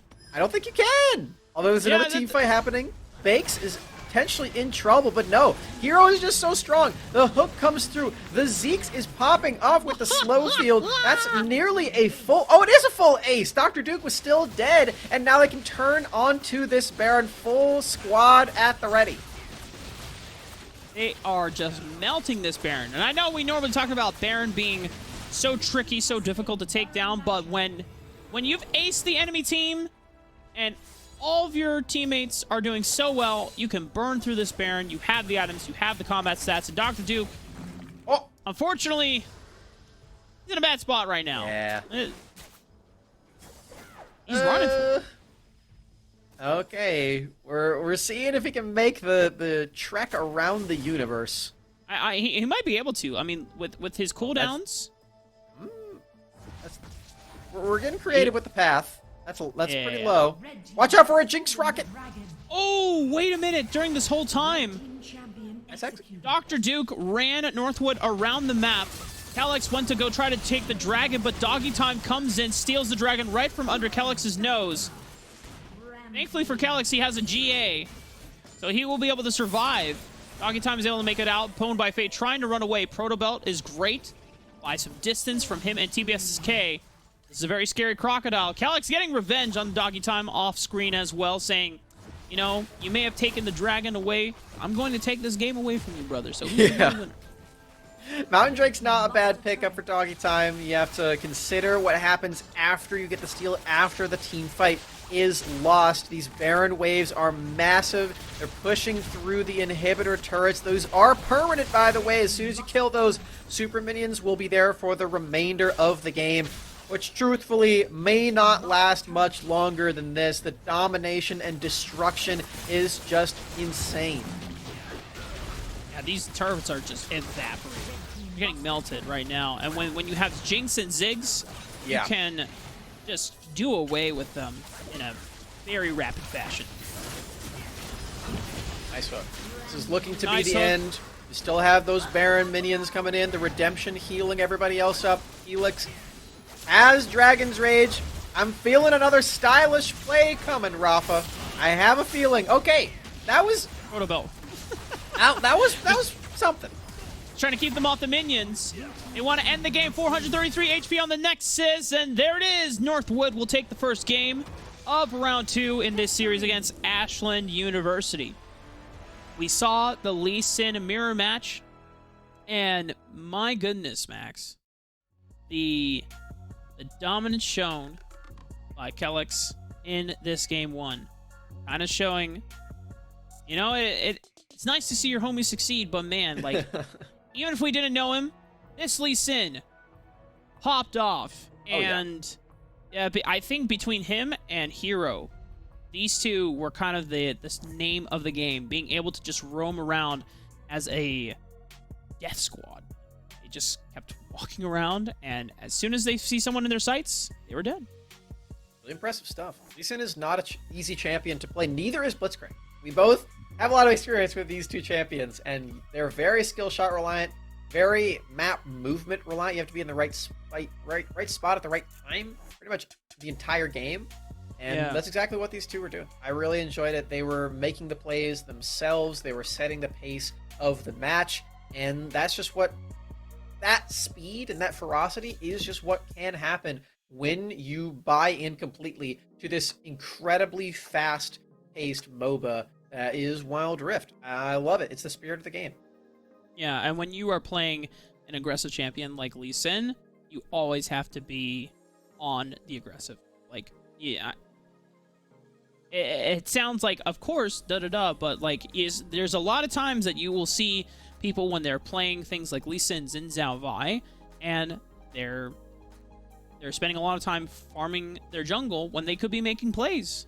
If you are that strong in the lead, you gotta be shoving the lead down the enemy team. You have to continue pushing them back and back, keeping the pressure on top of them. You are looking for a stranglehold playstyle where you are taking every single resource away from them. You cannot give them an inch to breathe. Otherwise, you are kind of letting go of the gas, and you're letting up on the advantage that you have when you play these types of champions. And I think the way that Northwood were able to exemplify that in Game 1 is the kind of ferocity that you get to see when you execute it well. And when there is two Lee Sins in the game, it becomes even more apparent. I don't want to dog on good old Doggy that much, but it's the same is true for him. You have to be that aggressive player when you're playing this champion. You have to really get in there and make those plays yourself, and it's really hard to do so when you're against a snowballing champion that is literally just a copy of you. And just has more at their disposal with the item advantage, the gold advantage, experience advantage, just everything. So, is his blind pick. You can definitely try it again. But there are other play styles that work really well too, and potentially don't get just completely run over by that Lee Sin. Yeah, mirror matchups are definitely very difficult sometimes because you can always get in your head about, oh man, the other person is doing better. You know, and it's like, then your effectiveness and your ability to impact the map uniquely will always feel like it's a shadow of the one that's doing better.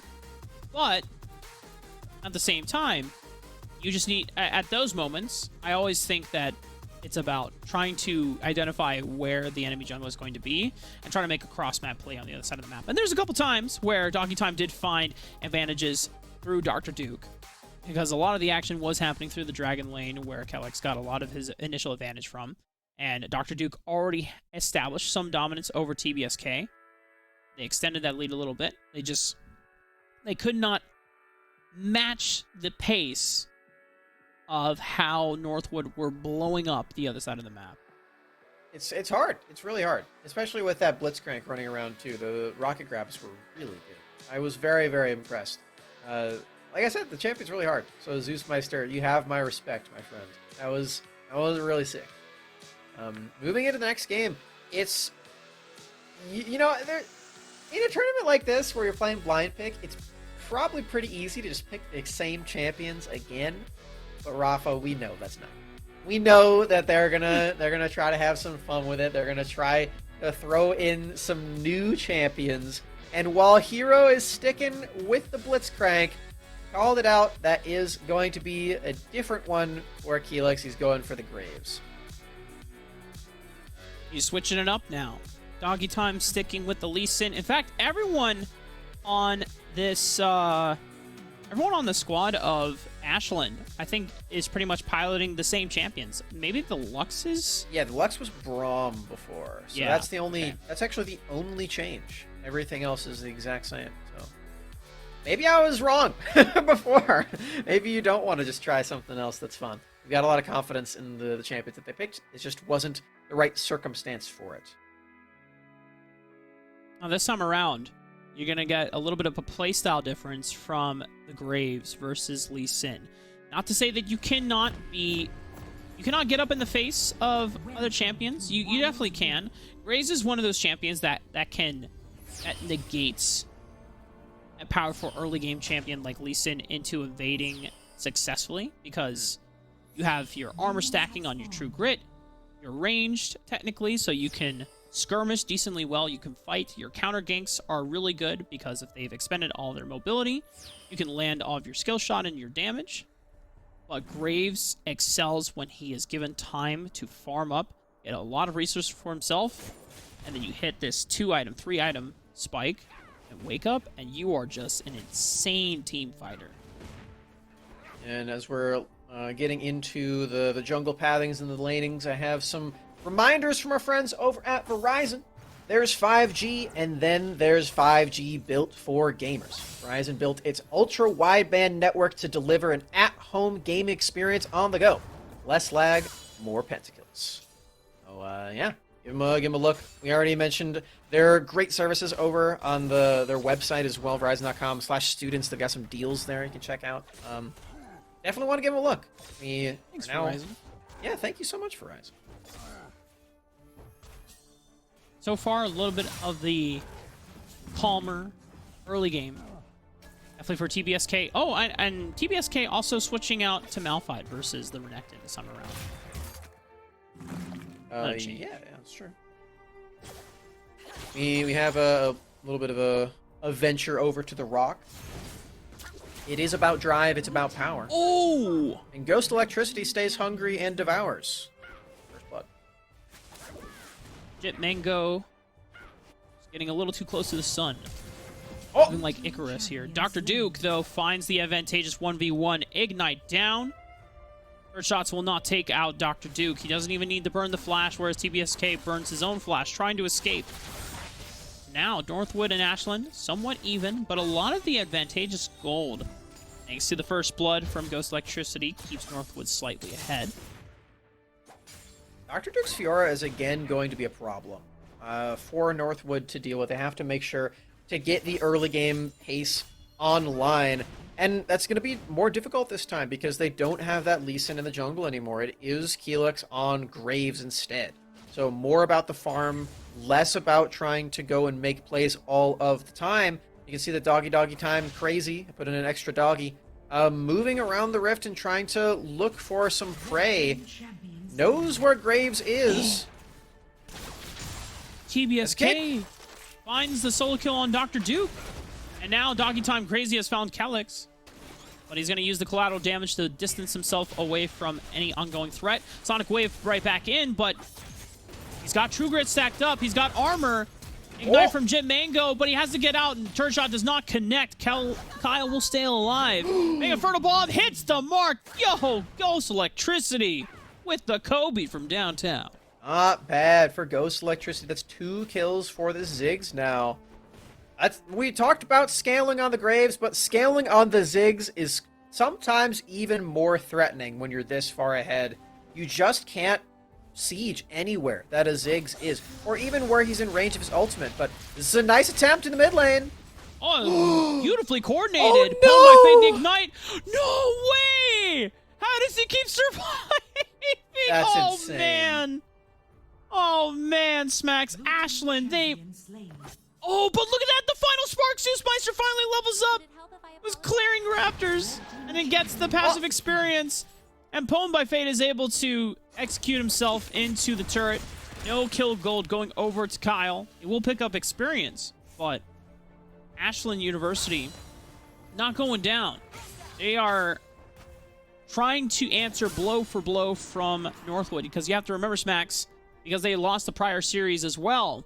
if they lose this series against Northwood, then their tournament run is over.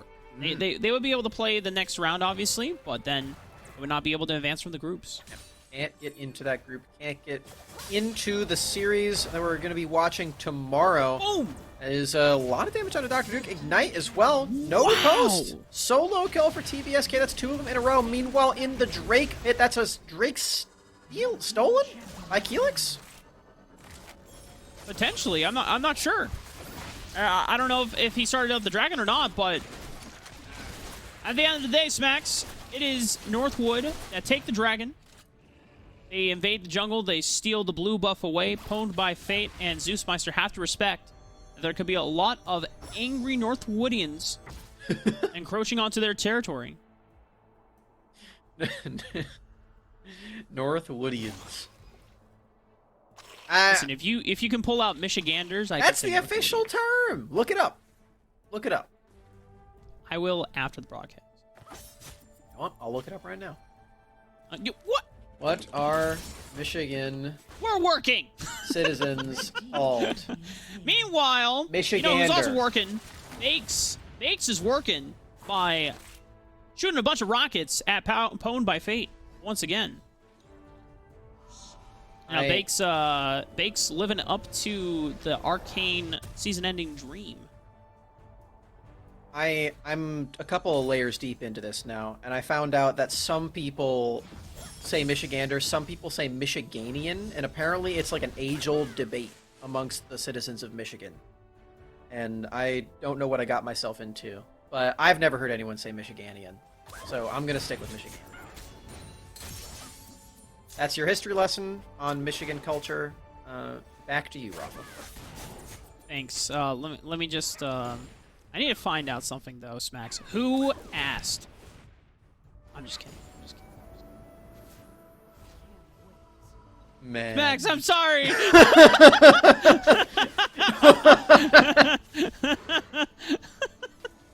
Come on. Uh-oh. Ghost Electricity might be in a pickle here. Doggy Time trying to look for the Sonic Wave into the kick. But it's Hero that answers back with a rocket grab, forces the flash out. Shockwave. Kyle dodges out with the flash, gets him with the collateral damage. Big Inferno Bomb is going to scatter the winds of Ashland University. They are now on the run. Grand Challenge enacted. It's going to give Dr. Duke a little bit of movement speed. Hero can look for another rocket grab over the wall, finds it onto Dr. Duke. Riposte, but it's not going to be enough. Kyle's on a killing spree, and Northwood, they're just advancing forward. The inaction doesn't stop here. TBSK assisting with the unstoppable force. Northwood, no! Pwned by they are Fate! taking everything, Smacks. Pwned by Fate, you better run, you better hide. But Kyle is on the run. He can't get over the wall, doesn't have the dash once again. But man, oh man, 9 to 2. Don't do it to him. Don't do it to He's gonna him. dive through the turret. Do it. Okay. Wait. Hold on. Pwned by Fate is definitely not safe yet. There is a Malphite in position. There's a Blitzcrank in position. You gotta run. The hook doesn't even connect on him. Zeusmeister! No! Got caught in the mix, caught in the crosshairs of the Blitzcrank. And that's Talk 2 about collateral kills. damage, Smacks. Oh. Oh, man. Oh, no. Well. Sadness. Ashland University. They are being pushed to the very brink. 8,000 gold down, 2 kills to 11. They do secure this Rift Herald for themselves, so it's always a way to swing gold back into their pockets. Jit and Mango will secure for themselves here. They might be able to get some time to steal away some camps, but everyone else from... Oh, no. Yeah, you better run. Safeguard's here. It's all okay, Rafa. Although you don't get the blue buff. Helix is definitely going to secure that one. Cloud Drake alive and well, but Helix does not care. Moving over in the top side. Trying to just find as many fights as possible. Doggy, you got to get out of that. Zeusmeister and Pwned by Fate. We're trying to start up the dragon. Gonna get rocket grabbed back in by Hero. Dude, the Zeke's damage is kind of nuts. I know. He's just walking him down. You're seeing it in front of your own eye. Oh no, Doggy was looking for his raptors and instead found a Graves.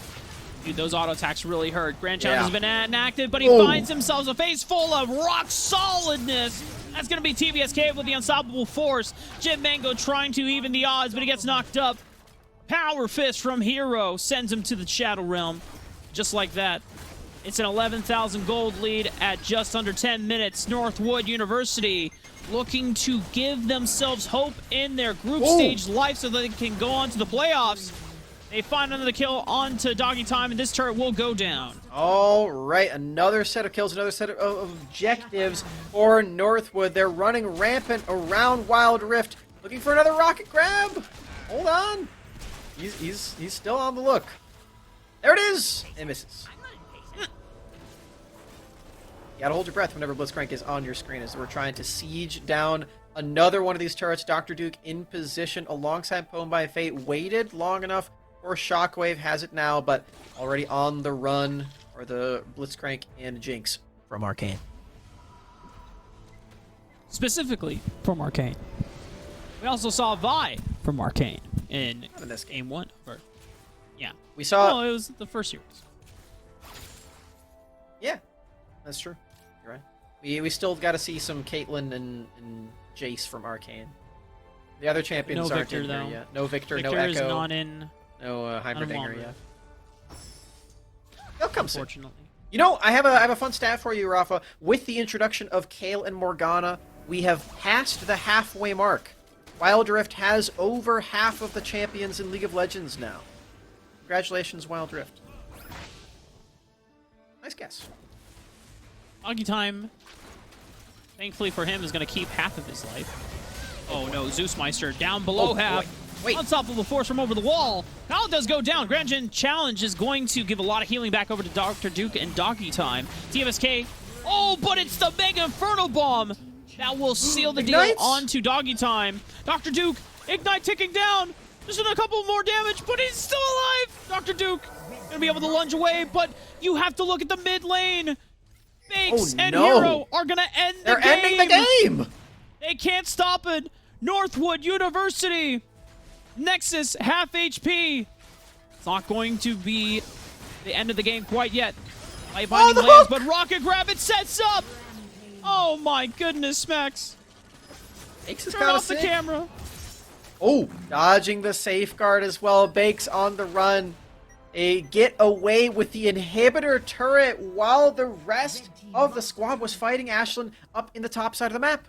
And there's no real objective to be taken either, so that's just completely for free. Super minions now completely deleting Pwn by Fate's HP bar. Oh boy. Oh no. Bakes is dead. Oh no. Ashlyn University, despite being down 13,000 gold, they're trying to make a case for trying to come back. Bakes is gone, but Dr. Duke might also be going down. Not quite yet. Oh no, the rock! Oh, the seismic shard! Point and click abilities, baby! You cannot escape from it. You can't run from it either. TBSK marching in with the rest of the minion wave. This super minion not going to get that much mileage, but Kellex will try to do his best to get some auto attacks turrets in. TBSK just wanting to get a smack in with the claps, but it's gonna be a long death timer. 30 seconds on the clock. Baron and Infernal Dragon will be spawning at that time.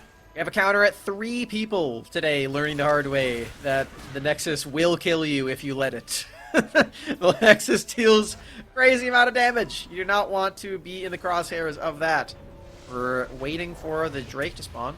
Actually, Calyx is done with waiting. He's going to go for a recall and try to get some more crit items. I like how Kyle was originally building... He did Bloodthirster, and he was going to make his way towards Black Cleaver. Because he had a Phage and the Kindle Gem. And he's like, nah, screw this. Solari Charge Blade. I think he's going for a Rapid Fire Cannon, I think, with the Kerchi Shard. That'd be pretty fun. Static Shiv Graves. Oh. Oh, man. Oh, that's so much damage. My goodness. Oh. Good thing for Jim Mango. Dodges out on the Super Mega Death Rocket. Gonna still survive and potentially be up for the last defense, the last siege. Oh, the hook! Shockwave onto 2, but good grief! Pwned by Fate. It's just gone. Dr. Duke having to run away once again, and that's gonna be it. Northwood University will pick up their first series win in round 2 of their respective group. Northwood University will walk away now having a chance. They will have one more round. And if they can take that series on, they will be able to advance from the group stage. Well played, Northwood. That was some really solid games of Wild Rift. Very dominant as compared to the last one that we got to see before this happened. We got to see that that really long 27-minute game. No such luck in this time. This one was just under 14 minutes. That's almost half of the time. Insane stuff. Insane stuff. All right. I really like the look of the Blitzcrank for Hero. This is not a champion that you really see a whole lot. It's not really in the meta, but if you are really skilled at it, if you are, a master of this champion, then it is just really obnoxious to deal with because you can find a pick out of really anything. You just land that rocket grab, and he works so well with the Zeeks as well. Maybe I was leaning into the mic to tell you, maybe you should start building Zeeks on everything because I think it's pretty good. But I digress. I digress. You get to watch the replays of this one. Starting all the way back in game 1, Kyle really giving us a show with the Lee Sin performance. I also distinctly remember losing my mind and losing my words a couple times as well, just because I was like, okay, he's going to go down, and he just makes it out alive. And these are the things that you can do with Lee Sin, right? I mean, when you have access to this much ability haste, and you're able to just go in and out of fights, this is the power of this champion. But then, as we already see when we get to game 2, the replays from there, I mean, like the Graves also doing a lot of damage, but I think the unsung hero, Ghost Electricity, being so consistent in both games on this Ziggs, so much AoE damage, Max. Great stuff. Yeah. Takes a lot to be a skilled Ziggs player in this game. You have just all skill shots, and it's sometimes a game can be a little imprecise if you're not ready for the adjustment. If you're coming from PC MOBAs like League of Legends, if you're trying to hit all your skill shots on using only your thumbs, sometimes it takes a lot. It's not the same thing as just pointing your mouse and firing at that point. So. Very well played for Ghost Electricity on Ziggs. I am a big fan of Ziggs players who can deal the most damage in their games. It feels like that's something that Ziggs is supposed to do, but like I said, it's kind of difficult. So, big respect. Congratulations to Northwood, keeping their tournament lives on the line here. For Ashland, if I'm not mistaken, this will be because this is a single round robin. Double check the rules here just to make sure that we are not spewing incorrect information. But it does seem like it is a single round robin. And then for Ashland, they played their hearts out.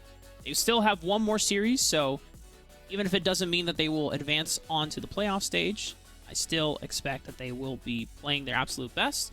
And you know what? This is all, there's a prize pool on the line, but also Wild Rift is a damn fun game. Yep.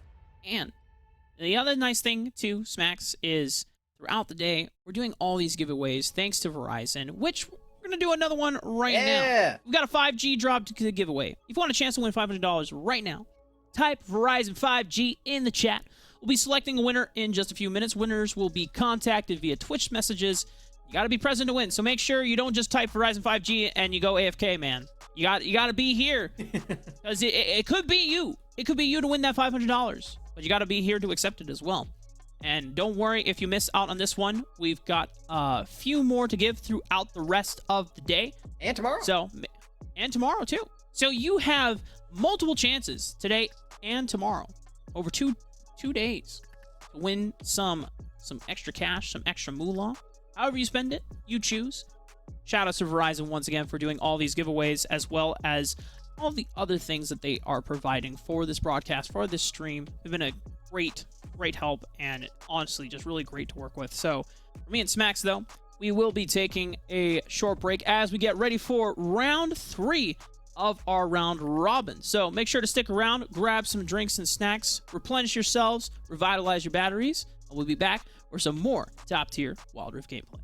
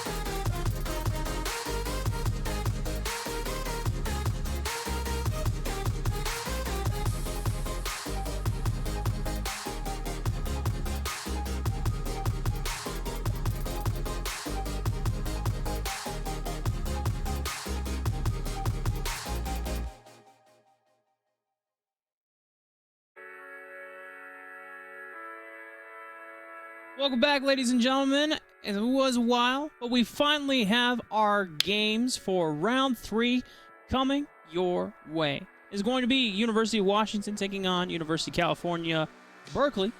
And that does mean that with this final round, it's going to be one last best of 3 before we close out our broadcast for the day. There's a couple things that I want to clear up. Now, first, I apologize. I was saying some things about some teams. It was the last round for them. It was over. You're not. All the teams that are playing today, no matter what happens, they will all be playing tomorrow because the way that the groups and the round robins are structured out, it was supposed to be the top 4 teams from each group moving on to the playoff stage tomorrow. Thankfully, there's only 4 teams in each group. So, this is just determining seeding going into the double elimination bracket tomorrow, starting at the same time.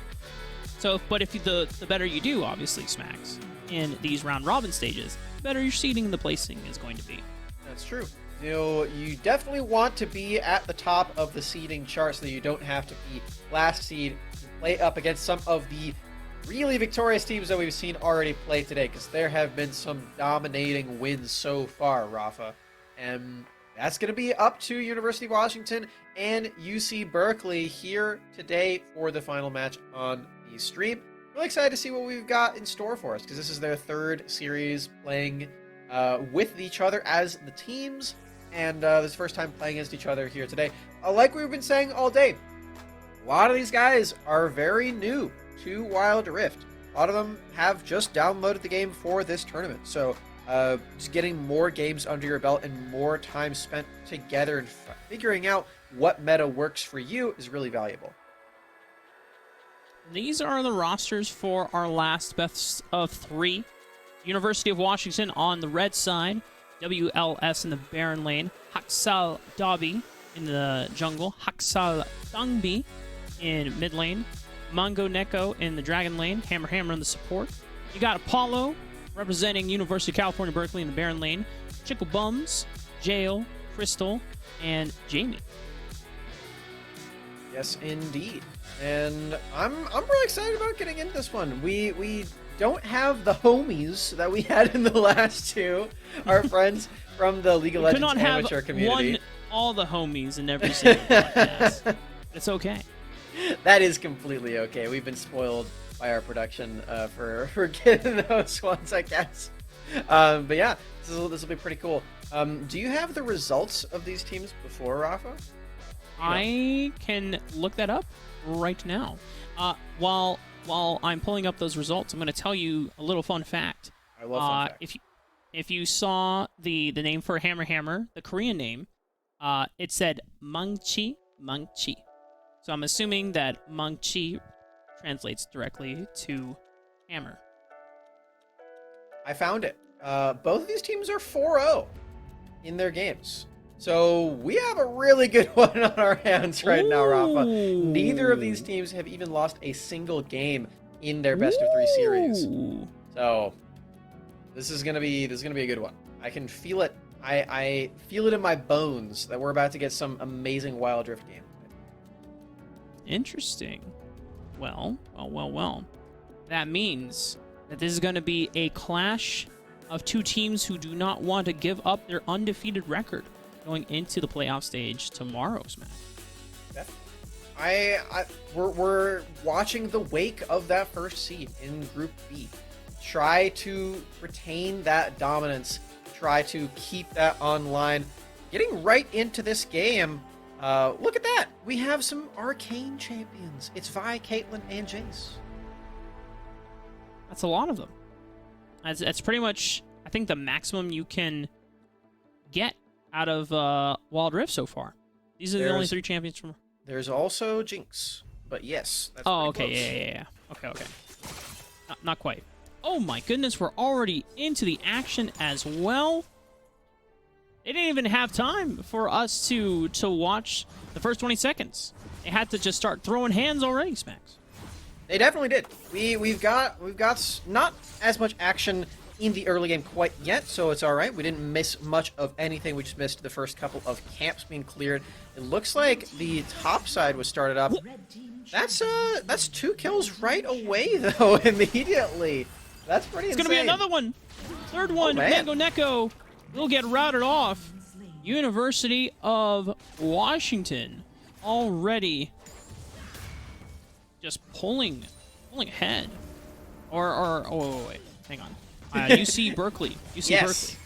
Berkeley. Okay. UC Berkeley is pretty strong in this early game already. That's already 3 kills for them. Apollo getting a solo kill, and then the lane of J-Mill and Chick Bums.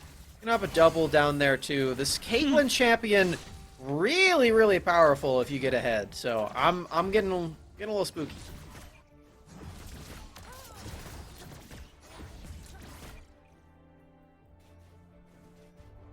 Okay. So, just to give a heads up, as we might have to restart the game. There's a little bit of a tech issue at the beginning of the game, so you might be seeing a lot of action. Normally that's what does happen in Wild Rift, but you know, we might just be speeding on over to the end of the game. So during that point, I'll let you all know, folks at home, this is the perfect time to talk about one of our giveaways. Verizon is looking to upgrade your mobile gaming experience with a massive prize pack. There's $5,000 worth of gaming gear, including an $800 Verizon gift card, and it could be yours. Enter to win by typing !sweeps in the chat. Keep your eyes out for that, and best of luck to all of those. This is a little different than our other giveaways that we're also doing throughout the day as well for Verizon 5G. And we did get confirmation that we will be resetting the game, starting from ground zero. And we should be getting all the same champions as well. No redos in terms of draft phase, but I am excited to see now a little bit of Diana versus Jace in the mid lane, because Jace with the buffs. Yeah. They gave him a little bit of hammer stance buffs, but I think the thing I was excited most about was the cannon form damage buffs, because before the buffs, the accelerated shock blast combo felt slightly underwhelming, especially if you came over from League of Legends in his current state. It's up to 50% of a damage increase. It was at 40 before percent. So definitely a lot more on the accelerated shock blast. It feels a lot better. And yeah, that probably is why we're seeing Jace picked in this game. Alongside just, longtime League of Legends fans, maybe some Arcane fans, fans of Jace. I know he was one of my favorite champions at the beginning of that show. It's really cool to see him in action with the Mercury Cannon and Mercury Hammer too. So sweet champion that we're going to be seeing piloting probably as we get into this next game. But yeah, again, sorry for that delay once more. Getting through some tech issues with the players. We want to make sure that everyone is fully connected and fully ready to play the game.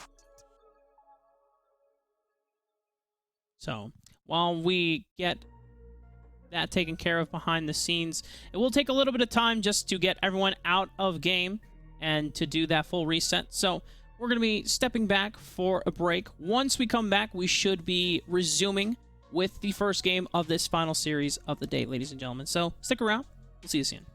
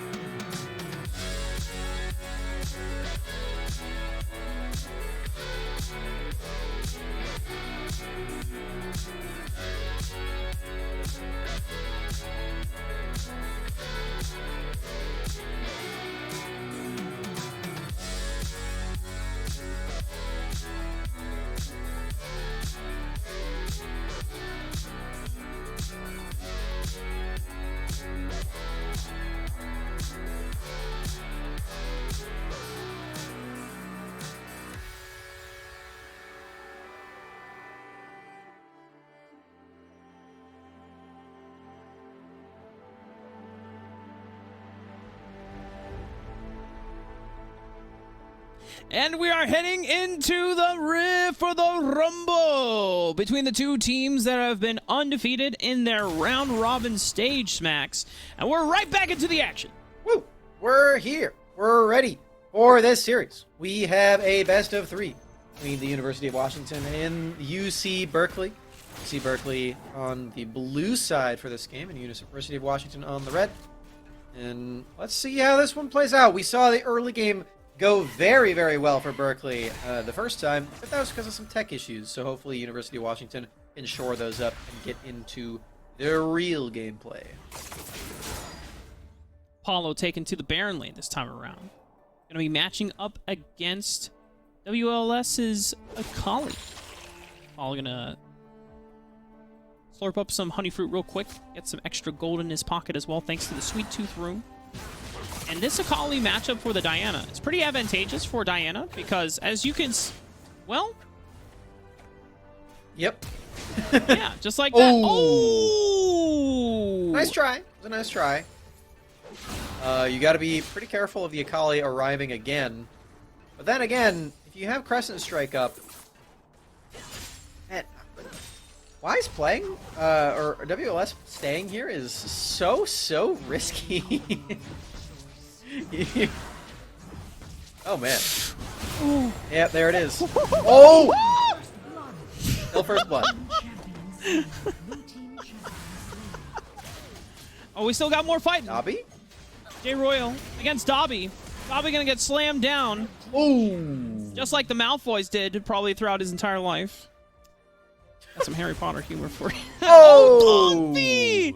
From downtown! With the And that's accelerated movie shot 7 class. for you. Oh, yeah. That's also Arcane, episode 8. Oh, no. That's... I'm spoiling the show. It's been out for like 3 weeks. Well, you know what? If you're not a real League of Legends fan, then... No, don't say it. No, I'm just kidding. Just kidding. No, man. This is just like that last joke that you made about Jace. Well, we're not going to resurface that one.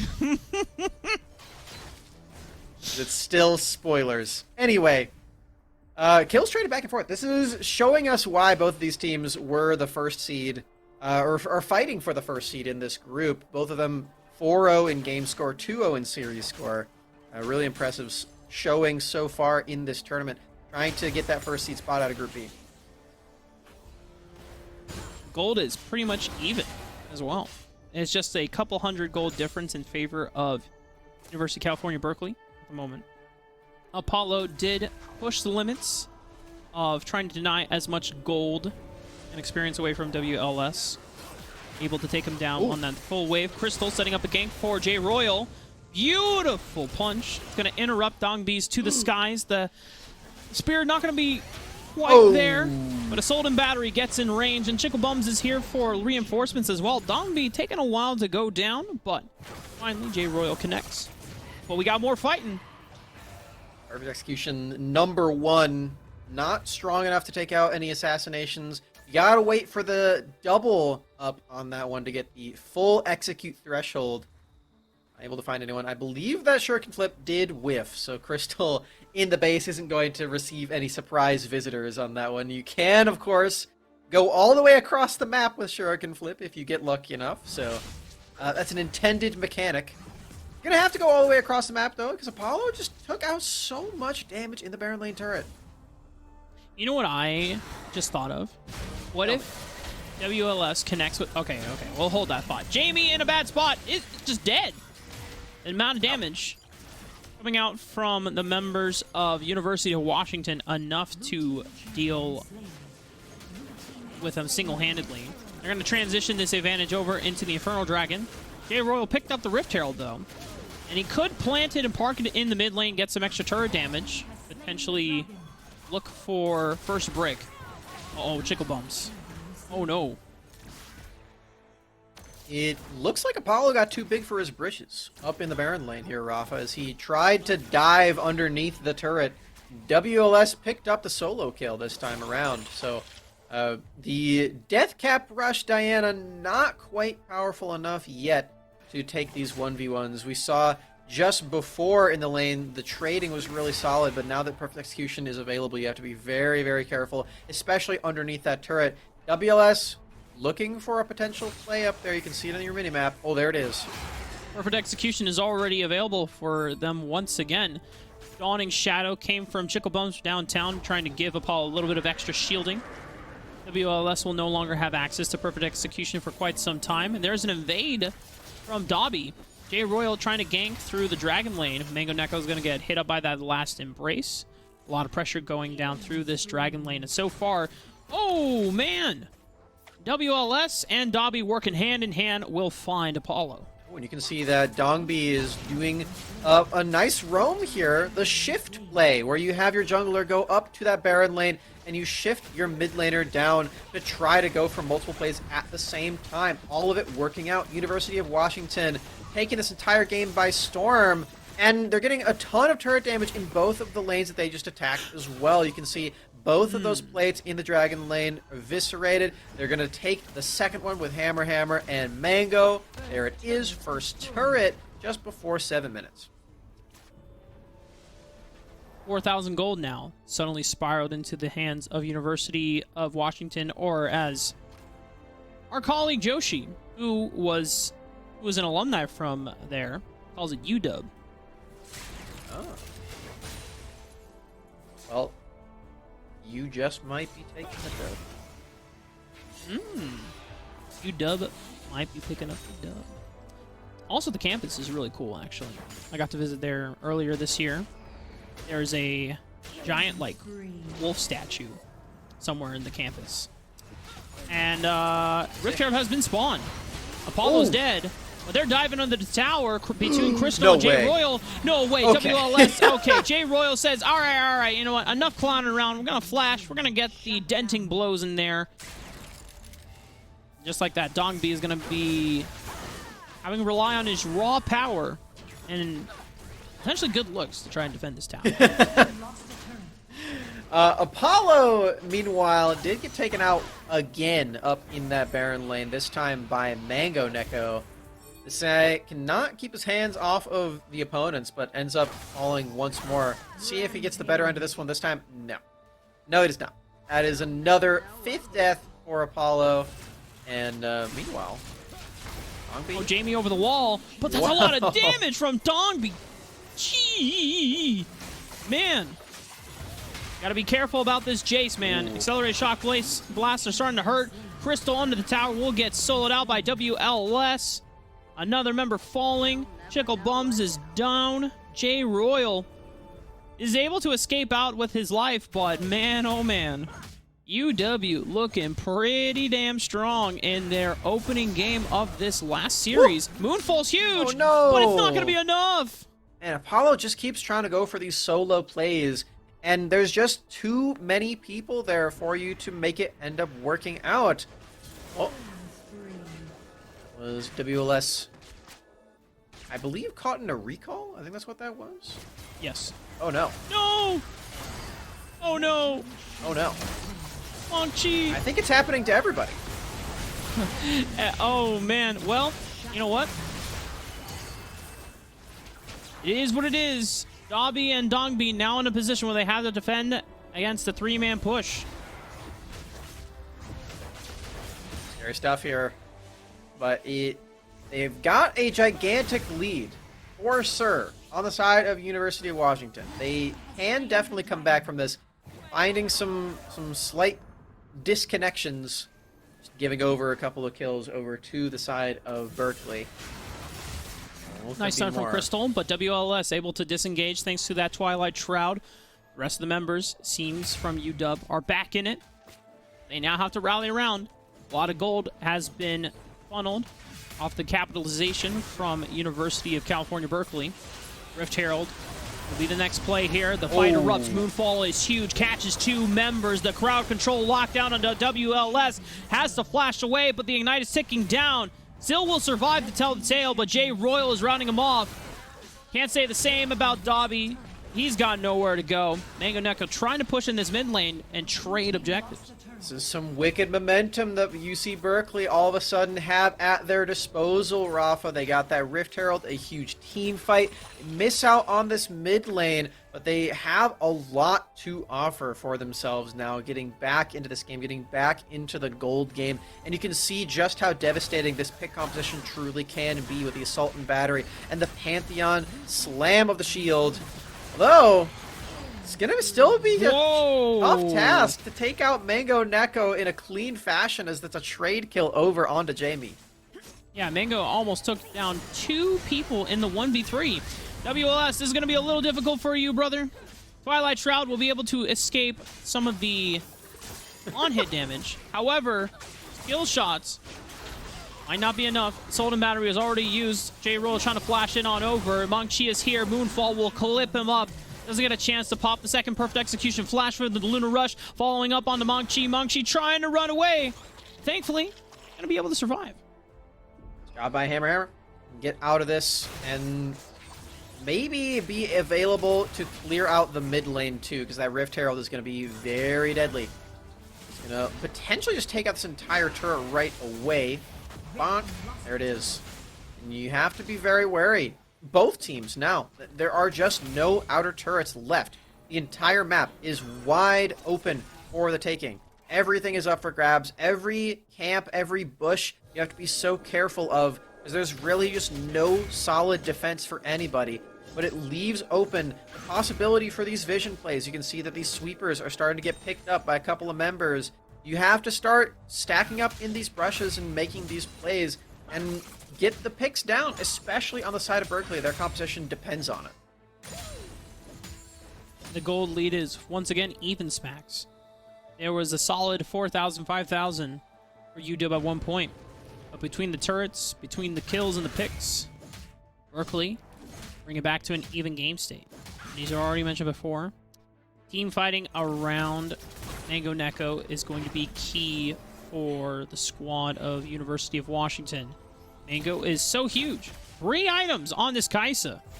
So if they can survive and be the last man standing in these team fights, he will be able to clean up any remaining target from Berkeley. A lot of crit, too. Usually Kaisa doesn't actually build this much crit, but the auto attacks are going to be dealing a lot of damage because of this build here for Mango Neko. I really like it. I like the adaptation. You can still see that the stealth comes through because he has enough attack speed to make that one work. Also, so as soon as he gets this recall off, this is just completely wicked. You're even getting some healing reduction. The utility. He's a jack of all trades, man. He can do everything. There is a lot of healing. Chickle Bums, obviously, as Senna will going to make things slightly more difficult for UW. Crystal invested into a Blade of the Ruin King. You got a Death Stance for J Royal as well. Might have a huge fight here. Chickle Bum, Last Embrace onto 2. The root is not going to lead up into any more. Just extra poke here. The objective they are fighting for is this Ocean Dragon. There's so many people in this choke point, in this jungle. Really careful on starting up this objective. That poke damage is pretty huge. That's the J spell coming through. Perfect Execution is online. Can WLS actually do anything with it in the stasis at 1 HP? Going to survive just barely. The advancement is coming through for University of Washington, but it's too far so far. Waiting for the Wukong to arrive. It's a double kill so far. That is a Guardian Angel still available. Super confident on the advances of Mango Neko underneath the turret. One more plasma stack does it. A full team wipe for University of Washington. University of Washington hold down the front line. The engage attempts from University of California, Berkeley. There was an Assault and Battery right on top of Mango Neko, but the front line and Davi, and to an extent Dongbi, held the line strong. They made sure that no other follow-up could be had from Apollo, from Crystal, for Jamie, from Chickle Bums. No one was able to capitalize on Mango Neko being stun-locked by J Royal here. Just like that, the assassination attempts, little coming in one by one, slightly out of sync. And now this is going to be a huge advantage. Baron buff to their side. If they win another fight while they have this buff on the table smacks, it is going to be a game 1 dub for UW. It's a gigantic advantage at this point. You're going to see a full item. Oh no, the stasis instead. Really like that idea for Mango. You get that extra safety. Oh, okay, well, he's finding safety in another path. I appreciate this one as well. You already have way more damage than is necessary. You saw that he was one-shotting those Krugs just a bit ago, so I like the Guardian Angel and or Stasis. Both of them are good. Have to see if they can make a team fight stick once more. They corralled the entirety of UC Berkeley into one spot, and that's the major win condition that University of Washington have. They want to go for a 5v5 team fight because the pick composition is just not something that you are favored in against the skirmishes.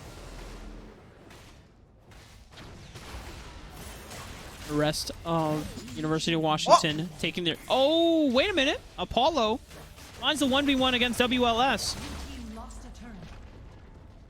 Team fight happening in the Dragon lane as well. You got to arrive fast or else Mango Neko, this carry, might get taken out. But I spoke too soon, Rafa. He's way too strong. The Lulu utility is massive. Crystal arrives, but it's just to die. Triple kill for Kaisa. Pressing forward. Apollo got that solo kill from before. He's going to have to get 4 more of them if they want to win this from here, Rafa. It's feeling like a win for UW. Yeah, 2 empowered cannon minions coming in with the Baron buff. Wild growth just for good measure, making sure that everyone is super tanky. That's a lot of damage with the Moonfall from Apollo. Multiple members are falling, but they've got GAs, they've got second chances, and for University of California, Berkeley, their second chance is going to be in this Game 2 coming up. If they want to maintain their spot as the #1 seed from their group.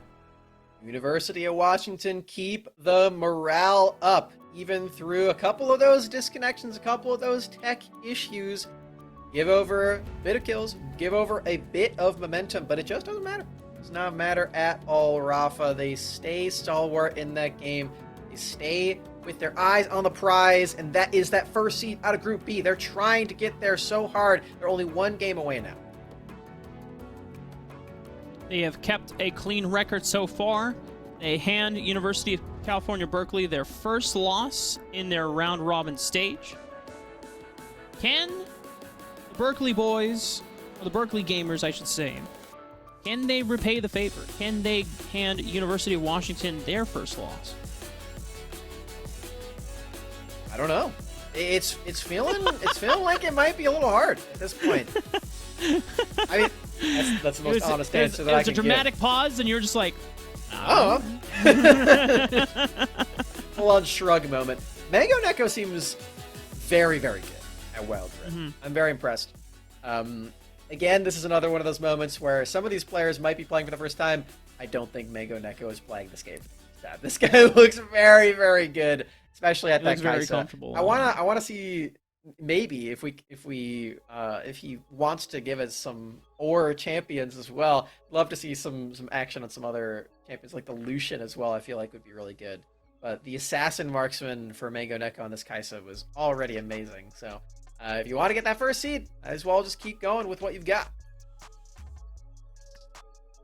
Kaisa, paired alongside a bunch of other divers, is a world where if you are ahead, oh man, it is the best times because everyone has one direction in mind and it's forward, and it's always just slamming with engagements. You have this Lulu that is supporting as well, whether you're giving a wild growth as kind of like a last ditch effort shield or HP save, or sometimes you're just creating more crowd control.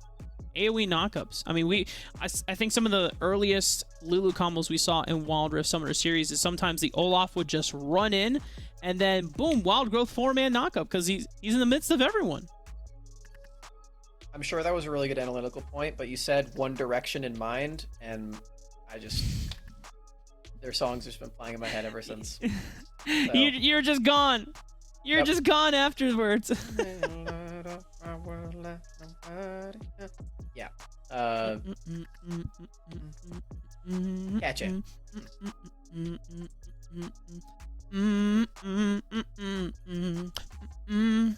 No, no, no, no, Yeah. All the good old Yeah. days. You know, my spouse on the Spotify Wrapped, their number one band was One Direction, even though Yeah. they've been disbanded for years. And Cassidy, I think when they were talking to their mom, was just like, yeah, they haven't been a thing for a while now. Their music still slaps. It does. It's still good. It's 100% true. Great music. I miss the band so much. I hope that they get back together sometime, like the Jonas Brothers. Yeah.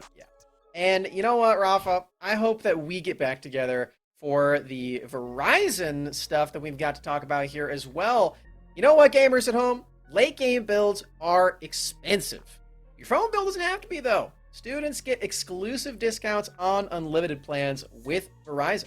5G network built for gamers. See how much you can save at verizon.com/students. And they may not have One Direction on there, but they've got some great deals specifically for students on verizon.com/students. So definitely go check it out. I think that's what Rafa's doing right now. Oh, he's writing it down.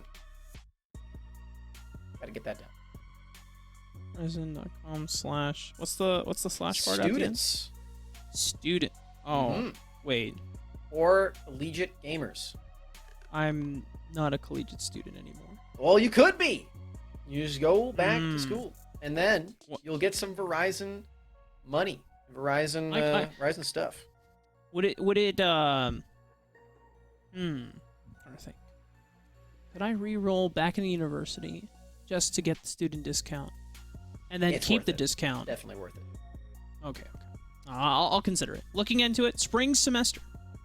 You know, these esports, collegiate esports invitationals have been super fun to watch. This is the first of its kind for Wild Rift, obviously, but if I'm not mistaken, Smacks, Verizon has been doing a lot of them for other esports as well. Yeah, I think we saw earlier this week there was a Splitgate tournament, if I'm not mistaken. There's been a bunch of stuff. I've been having a lot of fun watching all the stuff over here on AVGL and Boom TV as well. They were the ones who were putting up the Splitgate tournament. That was really cool. Have you played Splitgate? That game is pretty sick. It's like so it's like Portals. Yeah, it's like shooter, Halo with right? Portal. It's interesting. Okay. But you know what else is fun? Wild Rift. Wild Rift gaming, the fastest MOBA ever, and it's on your phone. Pretty fun, and it allows you to play things like Jarvan support, which I have a lot of fun. And if you want to play Jarvan support too, just hit me up. I've got the build. I'll give you the tech, and we can play at SmacksCast. Yeah, on Twitter. We can play some Jarvan support together. It'll be great. And he's got I won't tell you how to play Jarvan coming support out too. But if you want to flame him, well, actually no, I can't even flame Smacks because we the Jarvan support. It's good. I know. That's why I take it back. The Jarvan support works. I mean, Jarvan's just a good champ, man. I mean, if you look over the the Southeast Asia regions, I mean, they're playing Jarvan in mid lane and Baron lane. I don't know if I saw them play support, but the principle still applies. Yeah. You can just be one of the most effective engaged champions. You don't have that much damage, but you will always be able to have agency in starting fights, And it's just up to your team. Like, listen, I've got them locked down in this cage. They can't get anywhere. So, at that point, it's really just on your team to just follow up, which is super good. Yeah. Let me just give you the whole build right. I said you had to hit me up, but you know what? We're here. Why don't I just tell you what this is all about? So here's what I do on Jarvan. But before you go on your Jarvan build, the theory crafting session, I just want to give everyone an update at home.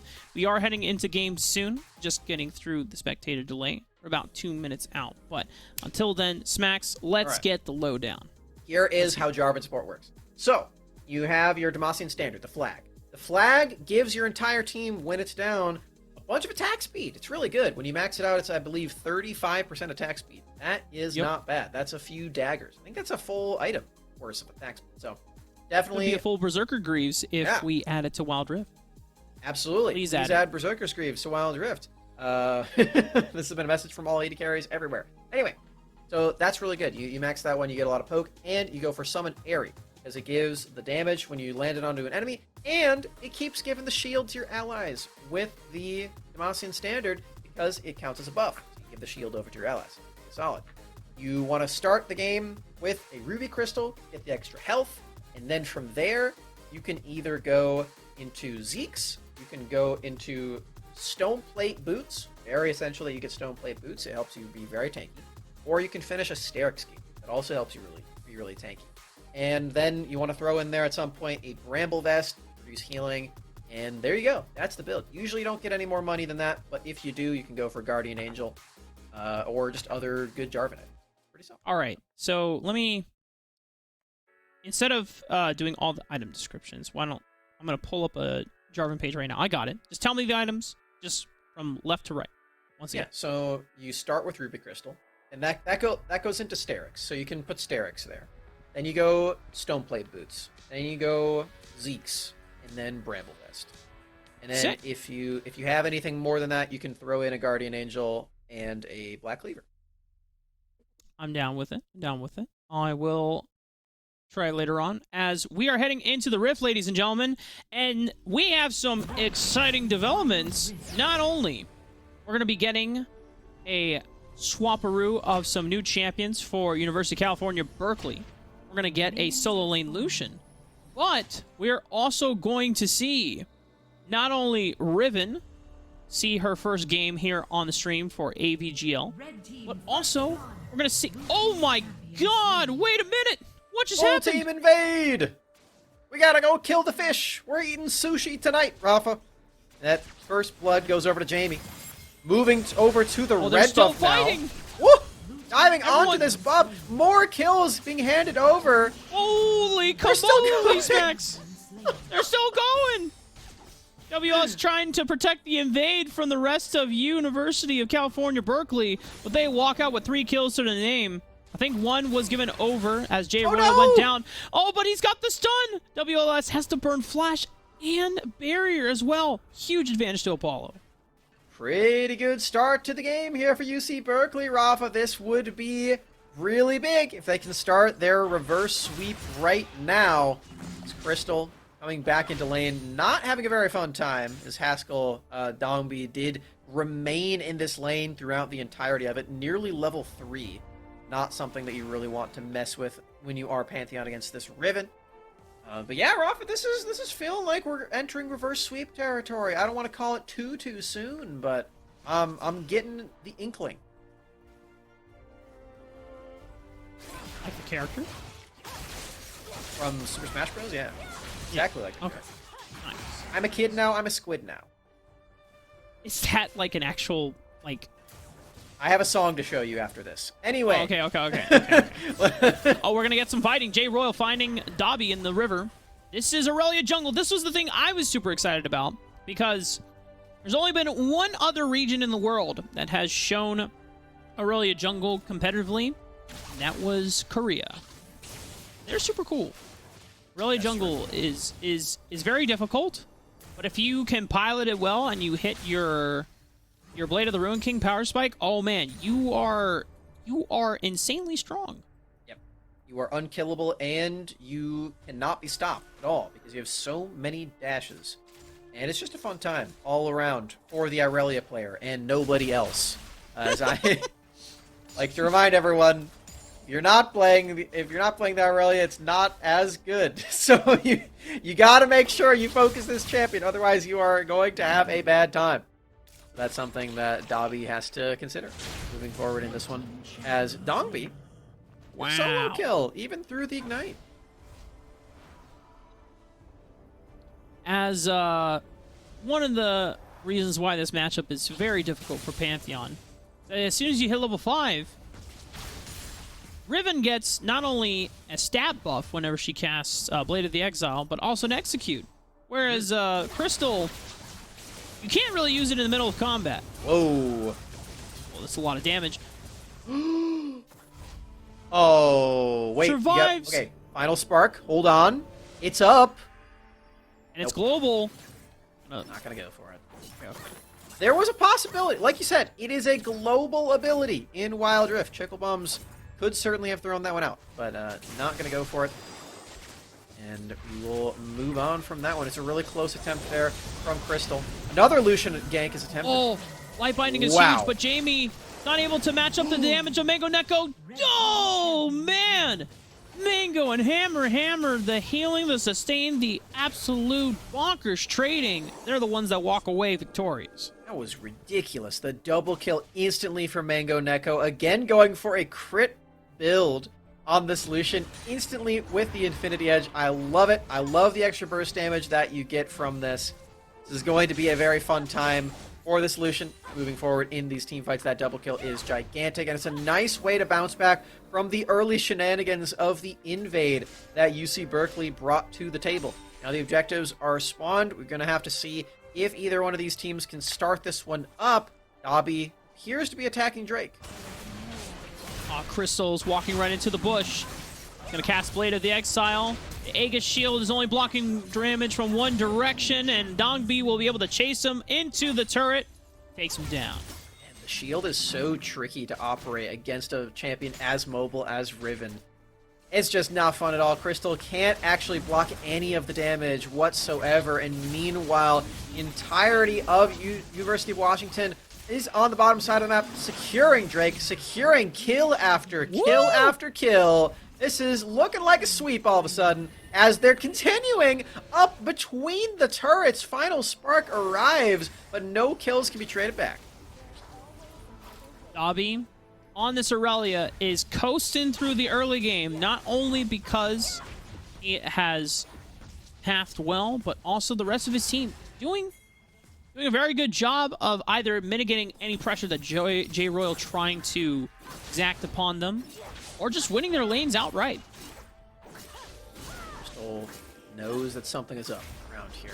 Trying to face check onto this objective alongside Apollo. This might be enough of a cavalry to help out. Pantheon Ultimate arriving in. Shockwave onto multiple members. It is still a steal of the Rift Herald over to J Royal and a kill. Can they get anything more? Flash away from WLS. Can Apollo keep the chase forward? Not underneath the turret. Apollo, you can see that the rest of the members of University of California, Berkeley are just itching to pick up more kills, to fight and claw their way back into the game. And despite a 4-kill difference, the gold lead only is just under 2,000. So it's nowhere near as insurmountable as some of the 10K gold leads we have seen in the past. WLS getting super low in that mid lane and will drop to the culling. Excellent solo kill from Apollo, and Mango Neko underneath heavy fire thanks to the traps from Jamie. We'll have to back away. It's not the same threatening 2v2 kills that we saw just a minute ago. They have to try a little harder.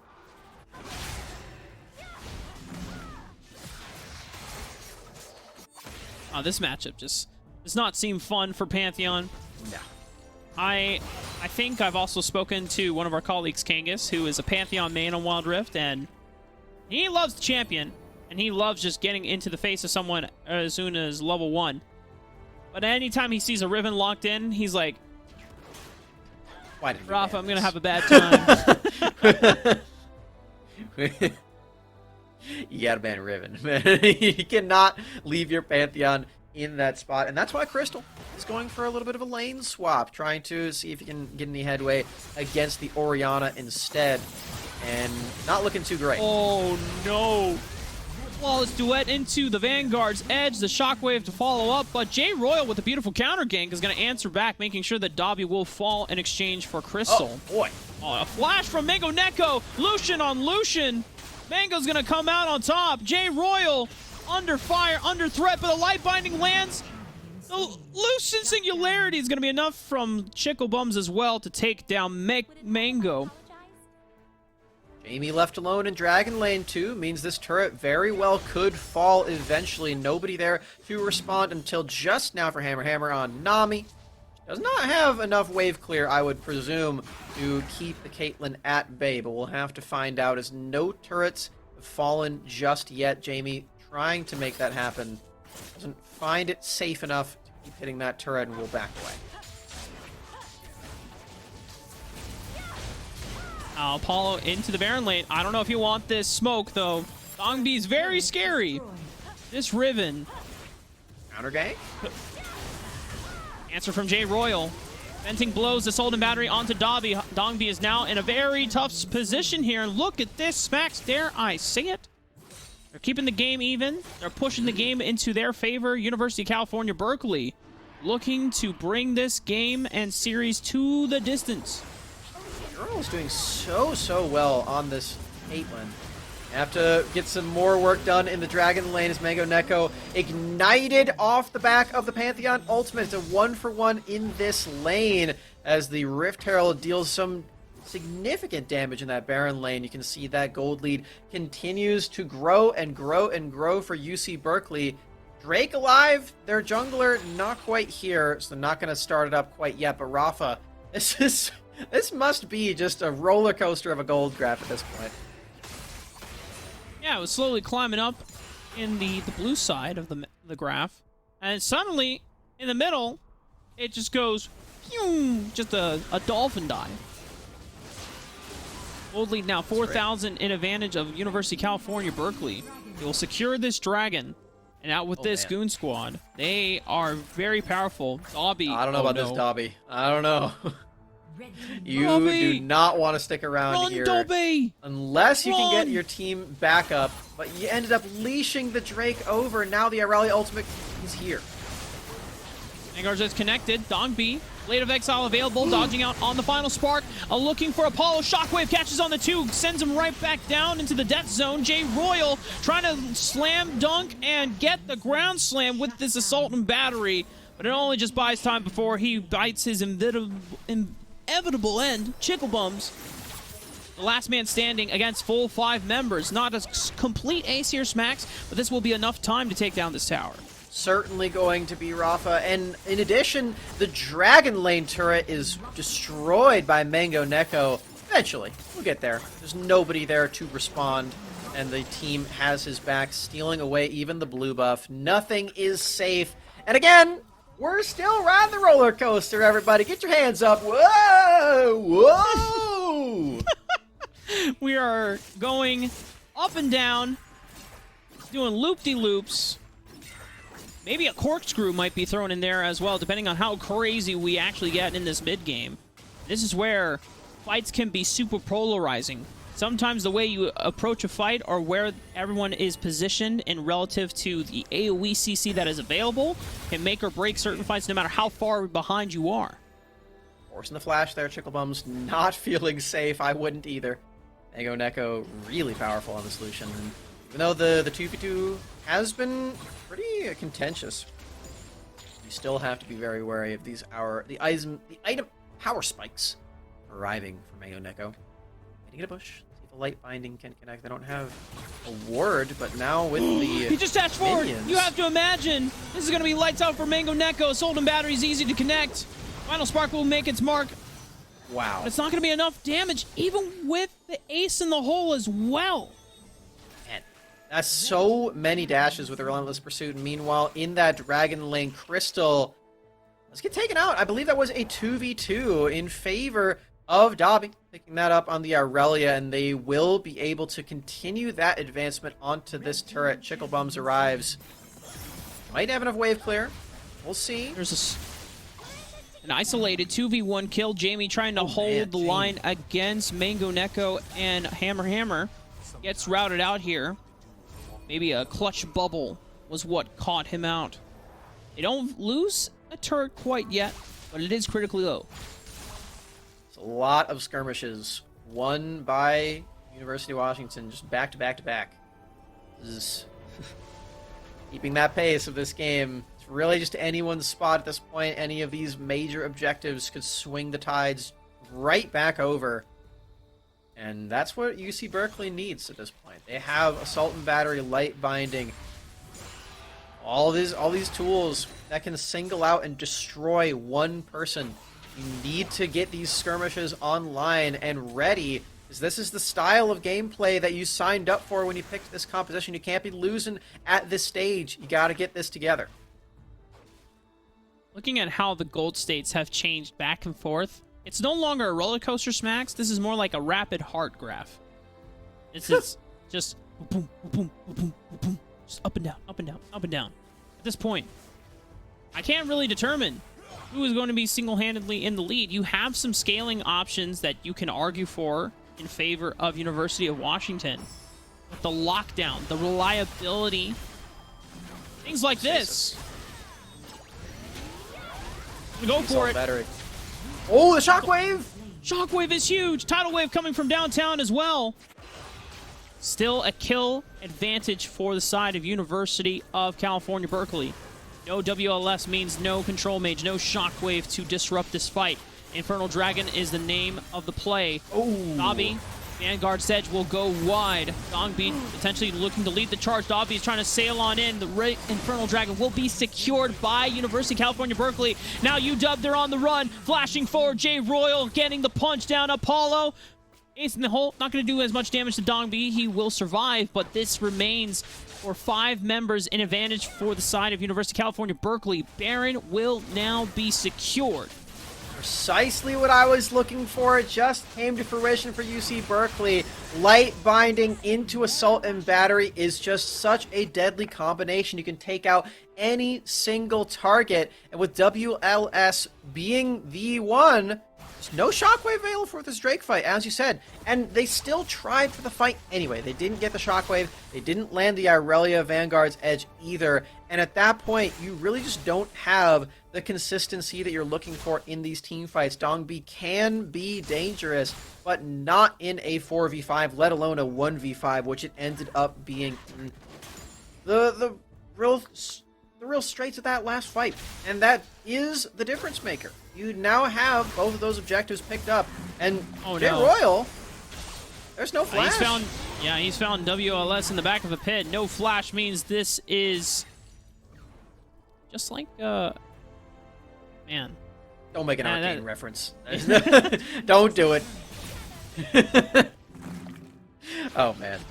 Caitlyn wishing to be that Oriana. Anyway, moving on. 58,000 in the lead for the side of University of California, Berkeley, making their push. This is going to be an empowered cannon minion making their way through the mid lane. And now the rest of California, Berkeley can just continue looting and taking all the resources from the side of UW side. I'm going to continue talking, but as I do, I need you to think about what you've done. We have Dobby trying to initiate a skirmish on the bottom side of the map. Dongbi here too. And just trying to get pressures right back. The Baron makes it really difficult to do, so you have to sort of wait around for that to expire or find some miracle team fight. But these shockwaves have been really hard to manage here for WLS. Been picked off twice in a row. And checking back here with my co-caster Rafa, have you thought about it?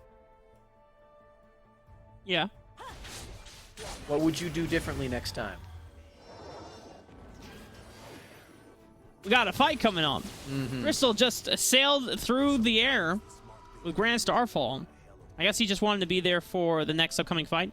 Is going to be an Oh! They're on top of a ward! Oh no! Oh, it's a disaster! University of California, Berkeley, they thought they were pulling a trap, but they were the ones that were sitting on top of a ward. The trap has been reversed Uno card right on top of them. Baron buff is gone. 3 members have been deleted, and this is a 5-man strong push that could be from UW to close out this series. They were putting the cheese in the rat trap, and then it snapped upon them. They got a bit too greedy and said, I found some good cheese.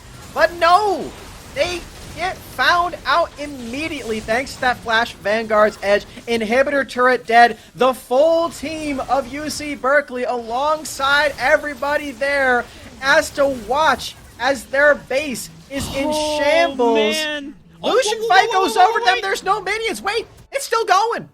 It's still not over yet, Smacks. You gotta go to the Elder, guys. No, the Raptors don't matter. Go get Elder.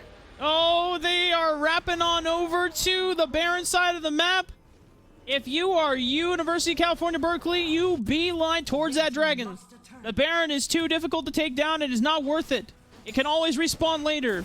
But you get the Elder, and it is pretty much a done deal. Run!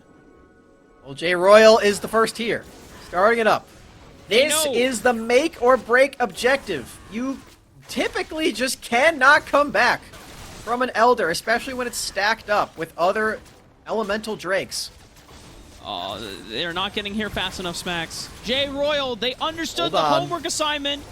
2,000 HP on the dragon. No one can get in. Dongbi has that Blade of the Exile. It has been secured. Dongbi on the front line. Shockwave gonna go wide. Apollo with a beautiful stasis will survive. The shields are so great. 4 members have been deleted. University of California, Berkeley. This time around, I don't think we're getting debated, Smacks. This should be the game-ending push, and we'll be going to a Game 3. Elder is way too strong, Rafa. Look at these shields. You're not breaking through these guys alongside the extra damage that they get. The stun is true onto Mango Neko. We're at a Game 3 for the first time today.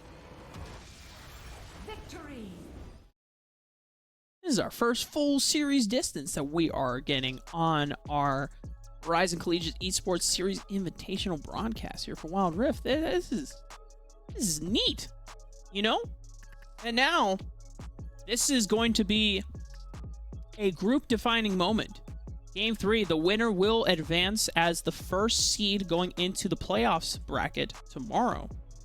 So that means there's a lot of things to take away and draw from this game. You know, Dongbi on the Riven had a huge advantageous laning phase. I don't know if the rest of University of Washington were able to capitalize it as much as they wanted to. Same thing with Mango Neko.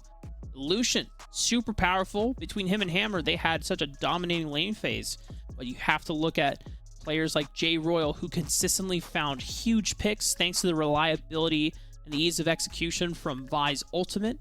Apollo also stepping up huge to contribute a lot of damage in those last fights as well. I mean, you saw it back to back to back to back in that game. Whoever started the fights on the right foot was the one that ended up winning them out. Completely outright. That is the difference maker. You have to, in games like this, where you are really close range, big team fight compositions that have a lot of pick tools, if you are the one that is starting the fights, then you are the one that's getting the advantage. You're the one that's getting the upper hand. All their crowd control is going to land, and it's just really, really important at the end of the day in a series like this. Now, moving into Game 3, you have to take that lesson and start to apply it further on. See if you can actually get that one online. Games like this are super, super entertaining, though, because you saw that Bush play that ended up working out in favor of University of Washington. I thought that was game right there. I did too. Oh, so close. It was a game of inches, Max. It was a nail biter to the very end, and it was so intense, so drawn out. Now, we need a chance to recharge, and I'm pretty sure everyone at home would like a chance to recharge as well. The players do as well. As we're getting ready for Game 3, we're going to have a short break. When we come back, it will be the exciting conclusion of this series between University of Washington and University of California, Berkeley. Stick around. We'll be right back.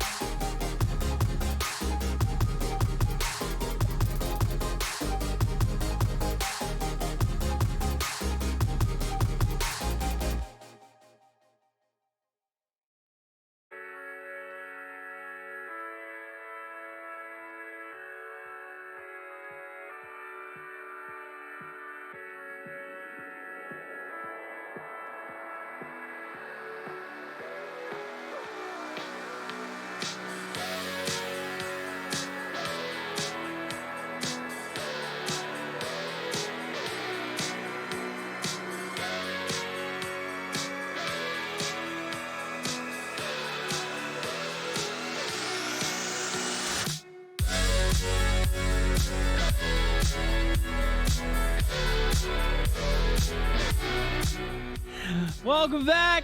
It is time. Game 3 between UW, aka University of Washington, against University of California, Berkeley. It is the battle of the West Coasters, Max. And they are getting right into it. And, oh, buddy, we have got the gauntlet thrown down. It is going to be Mango Neko pulling out the Draven out of all things. And my goodness, this just means only one thing, Smacks. Play through the Draven, and you will win the game. I saw a Draven, I saw a Cannon, I saw Katarina. We got some really fun stuff going on here in this third and final game of the series. And third and final game that decides which team will be first seed in this group. We will be getting into games soon. We got a little sneak peek of the champion. Don't worry, folks. I know what you saw was an illusion. Or just slowly. Yeah. A little bit of the show magic, you know? Just don't have to see everything. That's the BTS stuff. You know, we'll throw it up on Twitter after. But for us, hey, look at that. See? We're back. Just like that. Dongbi already showed us their prowess on the Riven in Game 2. Gonna now be picking up the Katarina. Where's Dobby? Whoa. Where even are we? You're like, Kled. Like, holy, where are we? Like, man. Dongbi now on the run from J Royal. Already level 2. Looks like there was a trade of kills 1-for-1. Dobby was able to escape with the red buff and his life. Cannot say the same about whoever did die. That was insane. Whatever just happened while we were gone was a crazy way to start this one off, as we are waiting to see what happens next at this point. I mean, we gotta get another gank, right? We can see J Royal stacking up. Let's see it. Well, get in there, Jarvan! Go! Well, waiting for the right time. Waiting for that dagger to connect. Oh, and Dongbi. Don't worry, J Royal. I'm in the same boat. Sometimes you want to be spam ganking as Jarvan, and you're just waiting for that right moment. Unfortunately, as you learn, you can't be waiting for the right moments. You got to break the moments. Huge taunt, though, from Apollo. Might have just saved his life, but it's Mango Neko who flashes over the Dragon Pit. Dongbi still pursuing on over. Ignite ticking down. He can take it. Oh! I would have done it. I would have done it. You definitely would have done it. I might have died. Yes, I would have taken it. Well, Mango Neko did take it. Mango Neko absolutely did, as in the Baron lane, meanwhile, WLS with the solo kill onto Camille playing Kennen without ultimate. That's insane. They just nerfed this champion, by the way. Kennen has been pretty darn good recently. I think we saw Noel give us a great demonstration of how powerful those slicing maelstroms could be. J Royal in a bad spot, but he is the one that's turning it around. Doesn't have Cataclysm available, but thankfully Apollo does have Hero's Entrance. Dobby giving a lot of kills. Here he comes! WLS with the slicing maelstrom to sentence Apollo and J Royal back to the fountain. And Dongbi lived! That's absolutely insane. And there's no Lux ultimate. Even the odds. Oh no. WLS on this Kennen is already so strong. Even after dying in that early lane off of that invade, he's popping off. WLS heard that we weren't talking enough about them in the prior 2 games. It's like, Dongbi this, Mango Neko this. What about me? Talk about me. I'm the carry now. And they're showing up. Slicing Maelstrom, absolutely huge. Crystal gonna have to try and turn things around. Because if you cannot find the split push advantage as Camille, then all you're really good for is Hextech Ultimatum Bot. Locking down one target, enacting combos. And here comes Apollo. That is a pretty good thing to be, though, especially with there's a Galio on your team. But you do definitely want to have some items on this champion to make it more effective. I think that's 100% a worthy goal to try to achieve. And I mean, looking across the board, there really isn't that much damage on this squad, especially consistent damage. Because you have a lot of bursts, right? You have the Final Spark from Lux. You have the usual lethality build from the Jhin. It's mostly going to be Crystal, who's going to be pumping out all of the damage with the consistent auto attacks. So if that is not going to work, and you are just a bit behind, then it becomes really difficult as a team to win an extended team fight. Hammer looked like they were in a bit of a pickle, having to burn both heal and flash just to get out of harm's way. Gonna be in the safe and the recluses of their jungle. Mango Neko also clearing out some camps, trying to stack up the adoration passive. Whoa! Oh my god, that's a lot of damage. Crystal! Ignite! I agree. I think you just made the same sound that Kennen did there. Hi-ya! Yeah!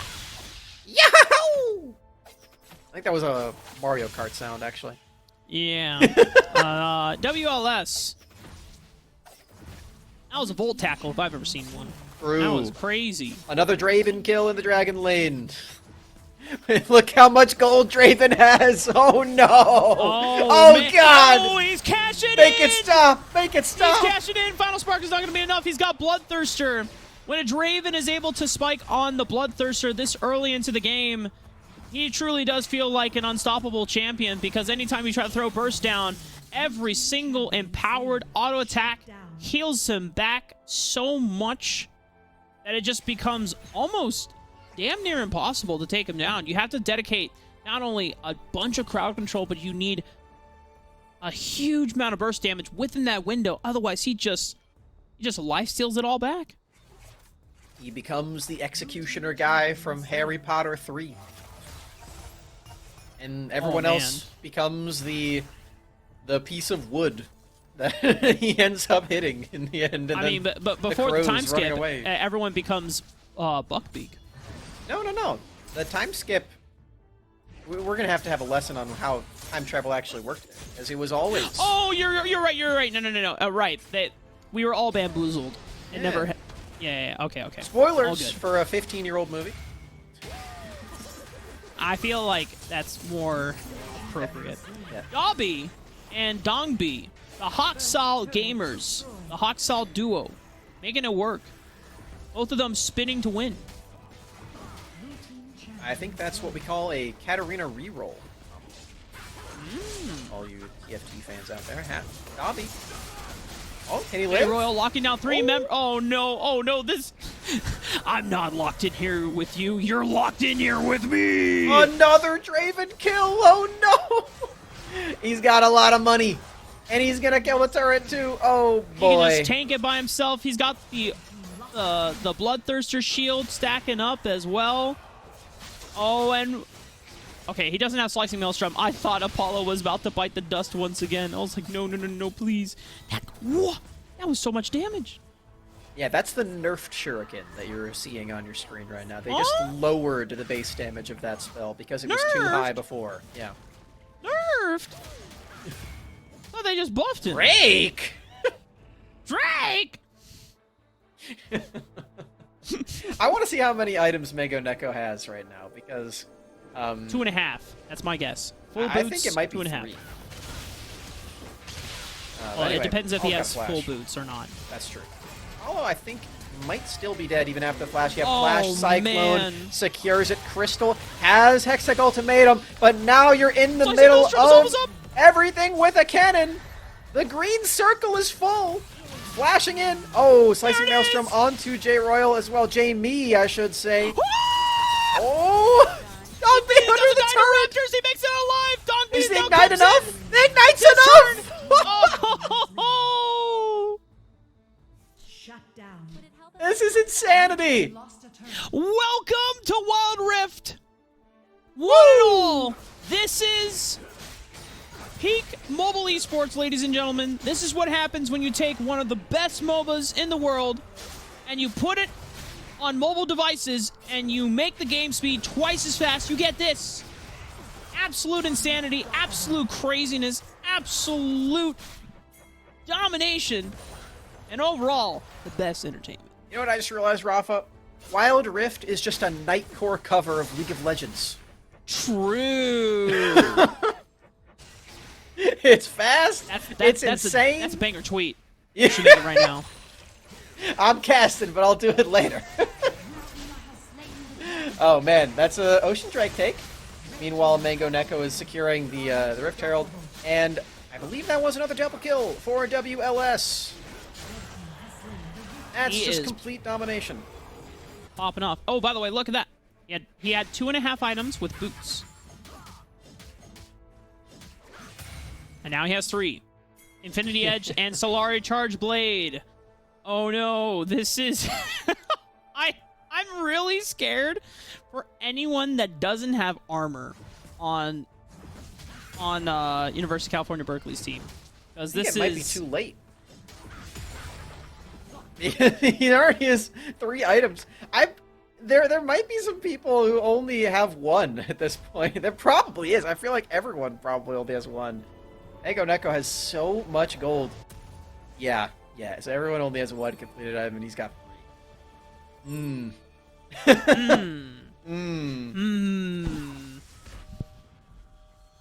I kind of want the camera just to be on Mango Neko this entire game. I want to see how much damage he's pumping out, because with Solari Charge Blade and Infinity Edge, and you constantly tapping Blood Rush so that you can catch your axes, get more movement speed, refresh your attack speed, you should always have Solari Charge Blade stacks up and available. So you should always be critting. And with the empowered auto damage you're already getting, those crits... All right, Smacks. Over, under, 700. Over, for sure. Okay. He's got Infinity Edge, Solari Charge Blade. The true damage is insane. That's definitely doing more than 700. Yeah. I think... What would you say your ballpark estimate is for his auto attacks right now? I would guess it's like 850. Around that. If he crits with an axe. Well, yeah. So, I think he's always going to crit with an axe. So, I think maximum auto damage is like at least 1k. All right. Well, we'll see, as we could potentially be getting that same issue that we had before. But no, Apollo just baiting all along. He might have baited himself and Crystal. WLS and J Royal now slam dunking each other. Okay, here we go. Mango Neko, I'm looking only at you. I don't care about anything else. I need to see the damage. Attack somebody. Not the turret. Hit someone else. You can do it. Okay, light binding. Gonna stop him from empowering one of his axes. No. Yes. Oh. Only 516? Wait a minute. Maybe wolves have just like way more armor than we thought. Yeah. It's not really fitting our narrative. Never Okay, mind. no. Gromp has 0 armor. All right. Well, this is... Okay, it's not that much damage yet. We were... Man, I think we debated a lot of people at home. We were telling them, oh, yeah, it's going to be in the 1K range, at least 700. Bro, we were both wrong. Well, it feels like that much, okay? That's my defense. Draven... Okay, maybe now that he's picked up this 4th item, I'm assuming, maybe he can start hitting probably the 700 range. I don't think one item doubles your damage. Yeah, that was like... Yeah. 533. I'm trying for the copium here, man. We may be bad at math, but... No, there's no redeeming qualities. Team fights Well, J Roy. Yep. He's locked down Mango Neko. He's getting the auto attacks down. He's got to catch those axes, and it's really difficult when everyone just wants to be your friend and give you a violent hug. But it's okay. You've got an electric rat. And he's just frying everyone inside this electrical shortbreaker. Jamie on the run. Chicklebum's the only person who was able to survive the onslaught. And the rest of University of Washington march their way towards the dragon. This is going to be the first Drake of the game, but that is not an accurate metric at all of how disgustingly dominant this has been. Mango Neko falling for the first time, and I just want to revel in the fact that Hammer is 0-0-15. That's a beautiful support scoreline. Very aesthetically pleasing. I really enjoyed it. Hammer is definitely going MC Hammer time on them. figure out how to spin that more. But Yeah, we can go back to the shop with that. We've got time. yeah. Not everyone. We're definitely not on a live Twitch stream right now. So. Yeah.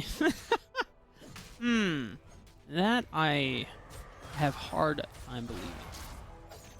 It's all a simulation. You gonna go see the new Matrix? I'm just kidding. Yeah, I was literally about to say the same thing. Like, whoa, yeah. Speaking of which, Matrix, anyone? Revisit? Dobby is Red pill, casting blue pill? Cyclone. There's a lot of fights going on. Oh, once again, Cataclysm just locks everyone down into the Slicing Maelstrom. WLS will fall.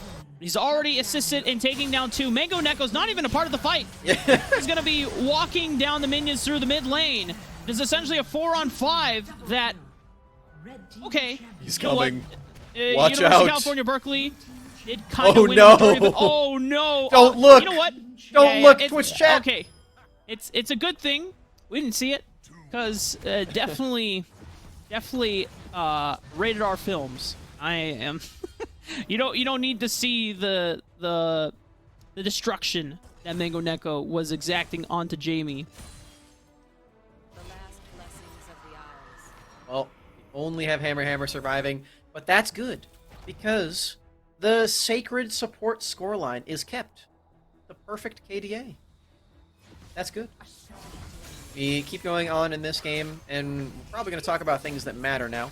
The Baron alive, and we'll see if that is going to be the win condition and the last nail in the coffin available for University of Washington. It feels like we're getting down to that point where if they have that objective, then a team fight win is just the game completely ending. So they've got to start taking a look at that one. We saw just how close and back and forth the last game was, and this is a pretty big lead, and also these kills are pretty easy to come by.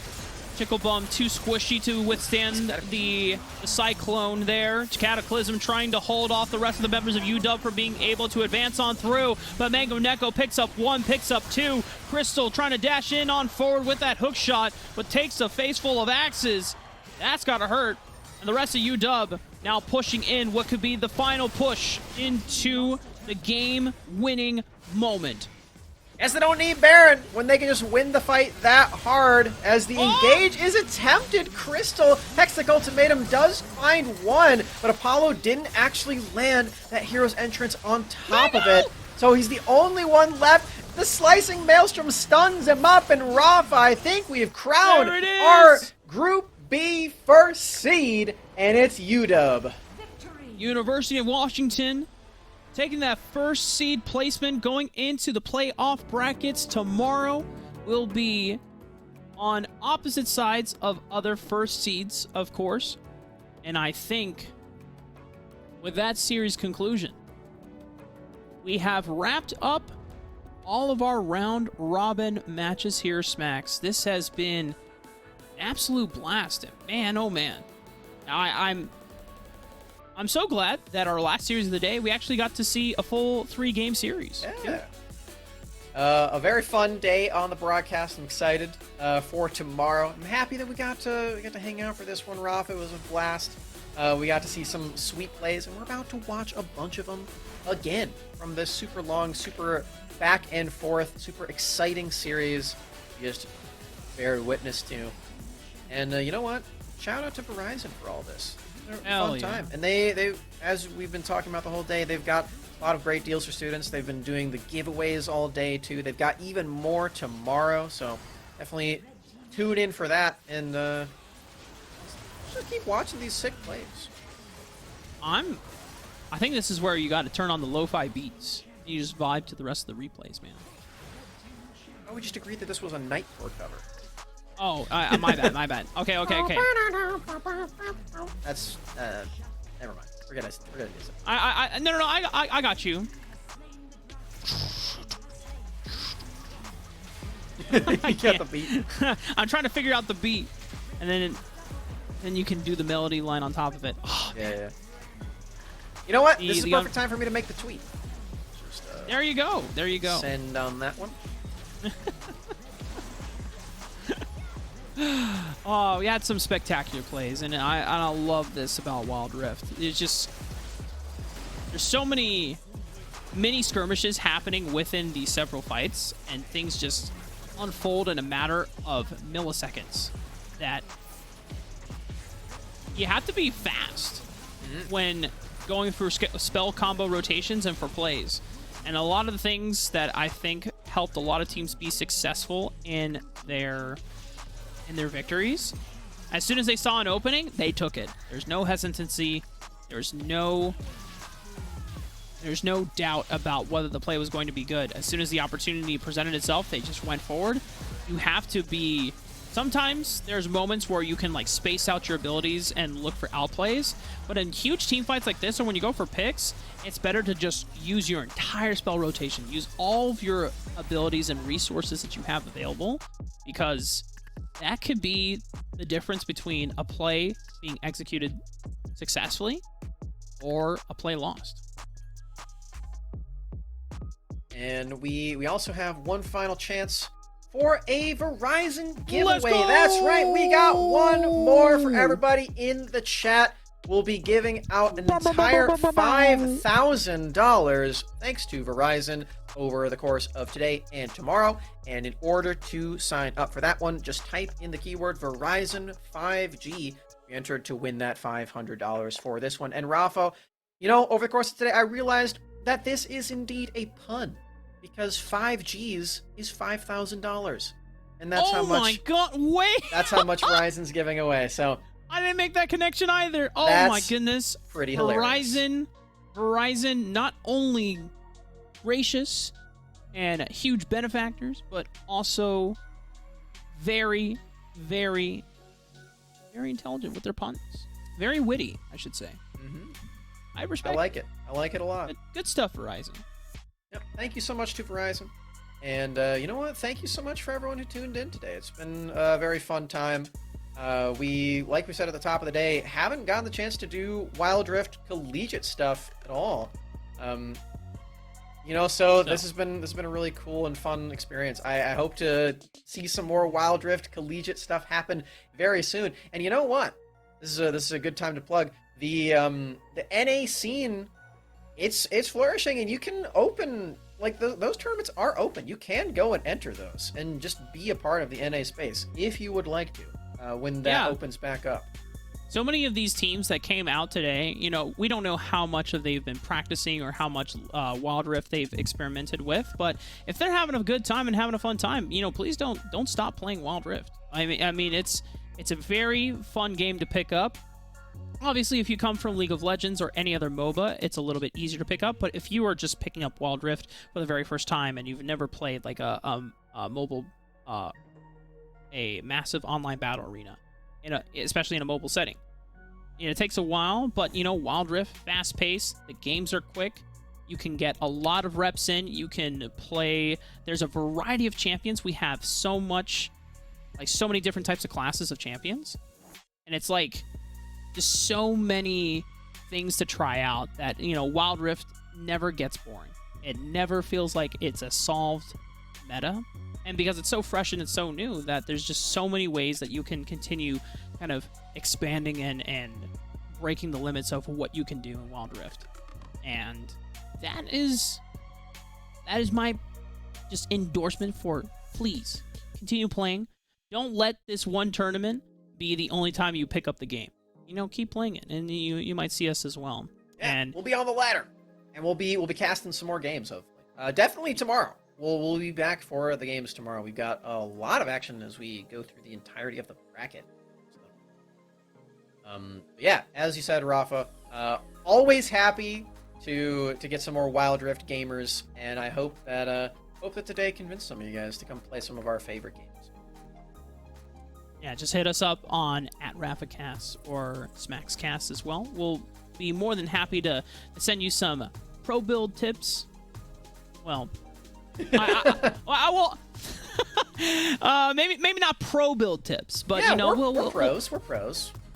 Definitely. Well, you hit Diamond before the end of the season. I only hit Emerald 1. I was so close to the end of the season grind. And you know what? Diamond next season, baby. I was Emerald 2 the first season. Emerald 1 this season. At this point, it's a natural progression. The season just started like 30 minutes ago, so we're gonna have to get on that grind like immediately after this, and I hope you do as well. As we're gonna close it out right here. Yeah. Thank you so much, everyone, for tuning in. Make sure you tune in tomorrow, same time as today, here on twitch.tv/AVGL for our day 2 and closing out of the Verizon Collegiate Esports Series Invitational. Again, thank you so much. We'll see you all tomorrow.